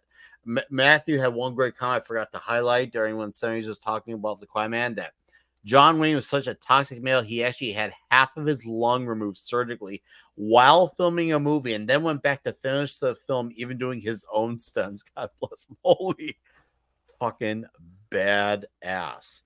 And Daryl, I do apologize earlier. Once again, I genuinely did forget that was on me. I'll definitely get you on something at some point, dude. Okay, I do owe you for that. And I'm not gonna get into it. Not gonna get into it. Just not Never gonna seen get that into movie. it. I'm not gonna get into it. But guys, thank you for being here. I do absolutely appreciate it. I saw Air K earlier wrenching around. Yeah, I saw him too. We'll get our plugs going. On my side, obviously, of a video or two out this week. Toxic Tuesday, we'll be talking Bachelor Party on two nights. That'll be a little bit after Midnight's Edge After Dark. Of course, Comic Shop Talk will be doing talking Wolverine, Frank Miller. So it's 50 years of Wolverine. So why not celebrate the Canucks proper legacy? Because a certain big company won't do it, so we'll do it ourselves. And of course, once again, I'll be on Midnight's Edge After Dark and Comics Division's Thursday night throwdown this week. So yeah, it's been fun to do a show, and I can't wait to have it back on Tom's show. Hopefully, Tom and the dudes all enjoy their movie. I'm going to let these gentlemen plug their plugs on the way out. And as we plug our plugs on the way out, this is going to transition over to my buddy Mark D with a C. Most of you who watch Toxic Tuesday know Mark D with a C. He's obviously the man who keeps all our wonderful visuals going on Toxic Tuesday. He comes up with all the great clips, and he's pretty much the reasons why the show turns out as great as it is. So it'll transition right on over to a show after. So if you've got nothing to watch, just stick around because I have it linked so you can just watch Mark's Sunday Night Geekery with him and Clobber in Time. So, anyways, he also has a strange obsession with Mad. He's the one that puts him over all the boobs. Oh, honestly, I thought you were talking about the other Mark. Is he with a C or with a D? The black Mark. That other Mark. I'm not. Sporking's Mark. What? No, I always think you're talking about him. All right. So, Lil Chad, it's been fun doing this, sir. We'd love to have you on Toxic Tuesday someday. A pleasure to meet you. Do you got anything you want to plug on the way out? Yeah, me and my co-host Slender Dad do a show every Friday on called the Ascendant Art Podcast. So it's Ascendant Art on YouTube if you search for that. We usually have Brahma on after he gets his pass to join YouTube on Fridays, and Matt, if he's available, he'll be on there a lot of times. We just hang out and talk about whatever. Yep. There's nothing formal about it, but people seem to enjoy it. So hopefully, if you guys come into the chat, you'll have a good time too. So just Friday nights, awesome. 9 p.m. Eastern. Well, thanks for being here, sir. It was nice to meet you. It was a pleasure doing all this. This is a very fun show. Yep. So let's plug on over. Thank you, Boosh. Appreciate it. Yeah, it was fun doing this one. All right, let's bring it on over to the Mad one. Okay. Dang it, Bush. You made me forget again. Thanks, Eric. So I was thinking, I was like, man, I wish we could have done a poll or something to get a winner, like who had the best list, because there's no fucking way that Chad's list for sure was not better than mine. That thing was garbage. But if you mean intelligent, thought out, and planned, yeah, unfortunately, that doesn't compare to yours. No need to I say didn't anything make negative. changes. I didn't make changes on the fly. You motherfucker, that's in private chat. That's a secret, bitch. No, it's not. You announced it on the stream. You said I don't remember doing that. it doesn't. That way you got to mention both movies either way. Anyways, let's see. I'm gonna have another What the Flick. It's a Neil Breen movie actually that I've been editing forever now that we watched. Oh, I can't play that clip. They wouldn't get it. Anyway, I was gonna. But yeah, so I got that. We're gonna start streaming. We're gonna do some game streaming things. We're gonna be doing that soon. World War Z and what's the other one? Pell Divers 2. That's the one. Anyway, so yeah, we're gonna start streaming that on my channel. Quick, maybe even tonight. Who knows? Because I don't. Nice. But Nick, thanks for having me on. It's always fun. This was great. I've been wanting to come on this for a while, but never got an invite or anything. I don't know if even has been to you. Oh, you are part of the Toxic Tuesday group. You could also actually message me. Communication is everything. I meant Tom's thing. Tom's list thing. Oh, he's already got such a gigantic group. I'm only even on that one part time. Oh, I'm just messing around. Yeah. Nope. But good. Matt, it's been fun. Let's get you back on Toxic Tuesday soon. Yeah, we especially got a Burt Reynolds month coming up in April. Be nice to have you on for at least one of those. Oh, Burt Reynolds. I'm trying to think about what I'm. No, sorry, we're gonna be here forever if I say what I'm about to say. Yeah, you'll be here for we'll be here till 2025. Anyways, Brahma. I got a busy week coming up. So we've got Monday Night Meltdown tomorrow on comics. Tuesday, I will be on Poor Choices with X-Ray and Tugs doing the Dad cast. And then after that, we do the Party Animal stream on my channel, which includes a lot of people here. Sometimes Mad, all the time Little Chad. Boosh McFadden in the chat comes and plays with us. Yeah, we got a lot going on there. Then Wednesday, I've got the Christian panel on Carrie Smith's channel, followed by Yelling at Parked Cars on comics, followed by the Shagsworth's midweek hump. Thursday is Thursday Night Throwdown. Friday, Ascend and Art with Little Chad and Slender Dad. And then Saturday, me and That 70s Rock Fan do Bourbon and Boarding, talking about hockey and having a couple drinks of bourbon. So thanks for having me on. And you guys can also catch me every now and then on Tom's hit list and Culture Casino's late night show on Sundays. So busy. He'll be Cheers, back everybody. hopefully next week. Yeah, hopefully Culture will be back next Sunday. Yeah, Brian, thanks for being here, man. Always love hanging out with you. And I will look forward to hanging out again in person in a few months. Yep. Coming up soon. And last but not least, before we transition on over to Mark D with a C Sunday Night Geekery 70s. Well, it's a pleasure as always, Nick. Thank you for doing this. And thank you to the chat for being very chatty. Mm-hmm. So tomorrow, big show on my channel tomorrow, 3 p.m. Mountain Time. It's an edition of our series Cult Comedy Crew, and we're going to be talking about that wonderful, toxic Steve Martin movie, The Jerk, from 1979. One of the few movies, a story of a poor black boy. one of the few movies to feature cat juggling as a thing, which I've always thought was an underlooked sport. I would have put that Stay on away this from list the- tonight, stay except I away knew from you the were doing it cans. tomorrow. Somebody I hates these cans. I forgot how I forgot how much Steve Martin was like me in this movie. What with him being black adjacent as well. That's right. He's and also having great rhythm. Man, I have finally seen myself on film. Now I can do anything as long as somebody else that's black. I don't need adjacent is the anything except this lamp. Matt has finally seen representation in action. 70s. I owe you a stream. I'm just waiting on. I don't have any. Bernadette looks are good in that movie. She's got my name tattooed on her ass. She's got a lot of names on there. So that will be a lot of fun. Obviously, everybody in this panel is welcome to join, as well as my regular crew. So let me know. Hit me up. Even Matt can join if he wants. I'm going to. Good. Not for this one, but all right. Okay. So anyway, that's tomorrow 3 p.m. Then obviously tomorrow night, Monday Night Meltdown over in Comics Division. I'm not sure I'm going to go through the rest of the week because Brahma exhausted me talking about all the stuff he's doing. Right? I'm tired already. It sounds really gay. I'm already tired, but I like will. It's like a bald culture casino. Like a phone directory. Look, names in the phone book. Millions of people read this every day. You're his Lex Luthor. So, but Saturday night, Bourbon and Boarding, the greatest sports show on YouTube about the greatest sport, hockey. So, all right, please check us out on that. Mad might even join us for that. He should. Yeah, Matt's never watched a hockey game in his life. Well, motherfucker, I've been to a hockey game. What are you talking about? But did you even watch it while you were there? Yeah, bro, I was right up against the glass. I should point out that Slapshot, which was released 47 years ago today, would have been in my top 10 if this was a top 10.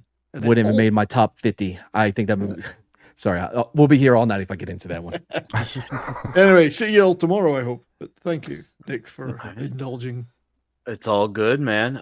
Gary Rhodes, thank you for subscribing as well, sir. Guys, once again, as the stream ends, it's gonna take you straight to Mark D with the C's Sunday Night Geekery. Do let him know of a Nick Weiser huge raid. All right. And once again, thank you all for being here and go enjoy the rest of your Sunday evening. All right. I do appreciate your time and your comments in the chat.